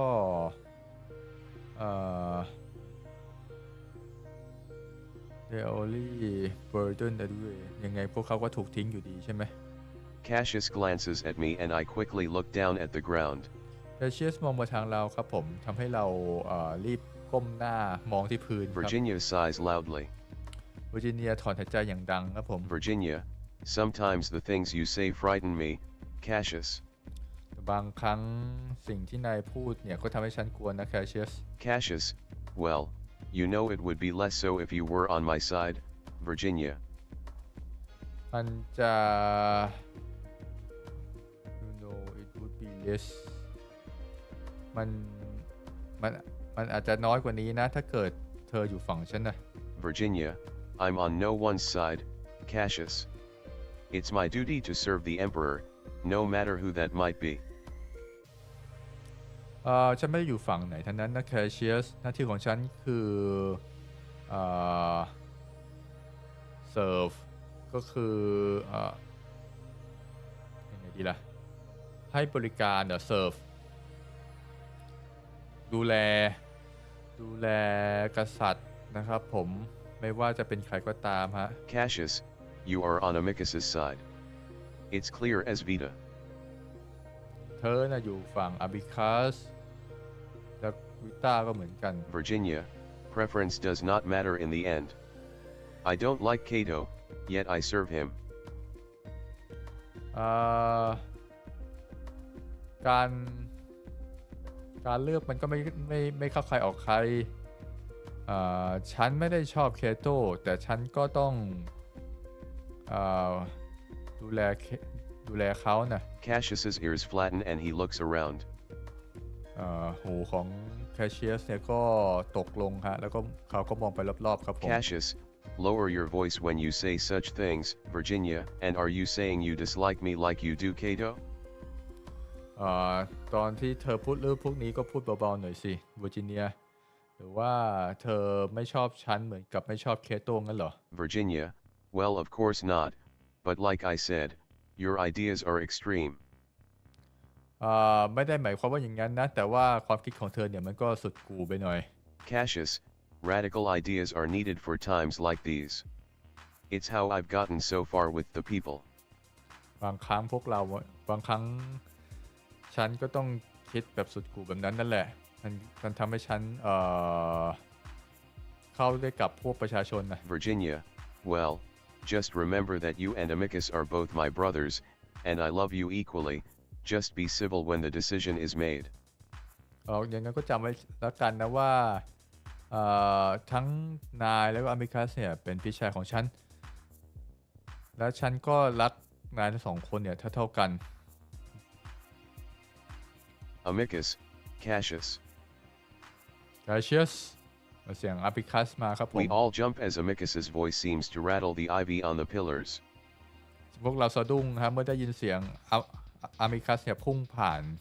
พวกเถาวัลย์มาครับผม Cassius settles back in his seat, rolling his eyes. แคชเชียสก็นั่งลงนะครับผมแล้วก็มองกลิ้งกรอกกลิ้งฮะ Cassius, what? Amicus. อะไรเหรออเมริกัส Amicus, what the hell are you doing with my pet? Com says you have him.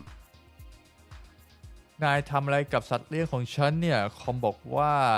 นายเนี่ยเอาเขามา Cassius, he wanted to serve me. How could I deny him? ก็เขาอยากจะดูแลฉันนี่ฉันจะปฏิเสธได้ยังไงที่จริงมันเป็นคนลากมาไม่ใช่เหรอ Amicus,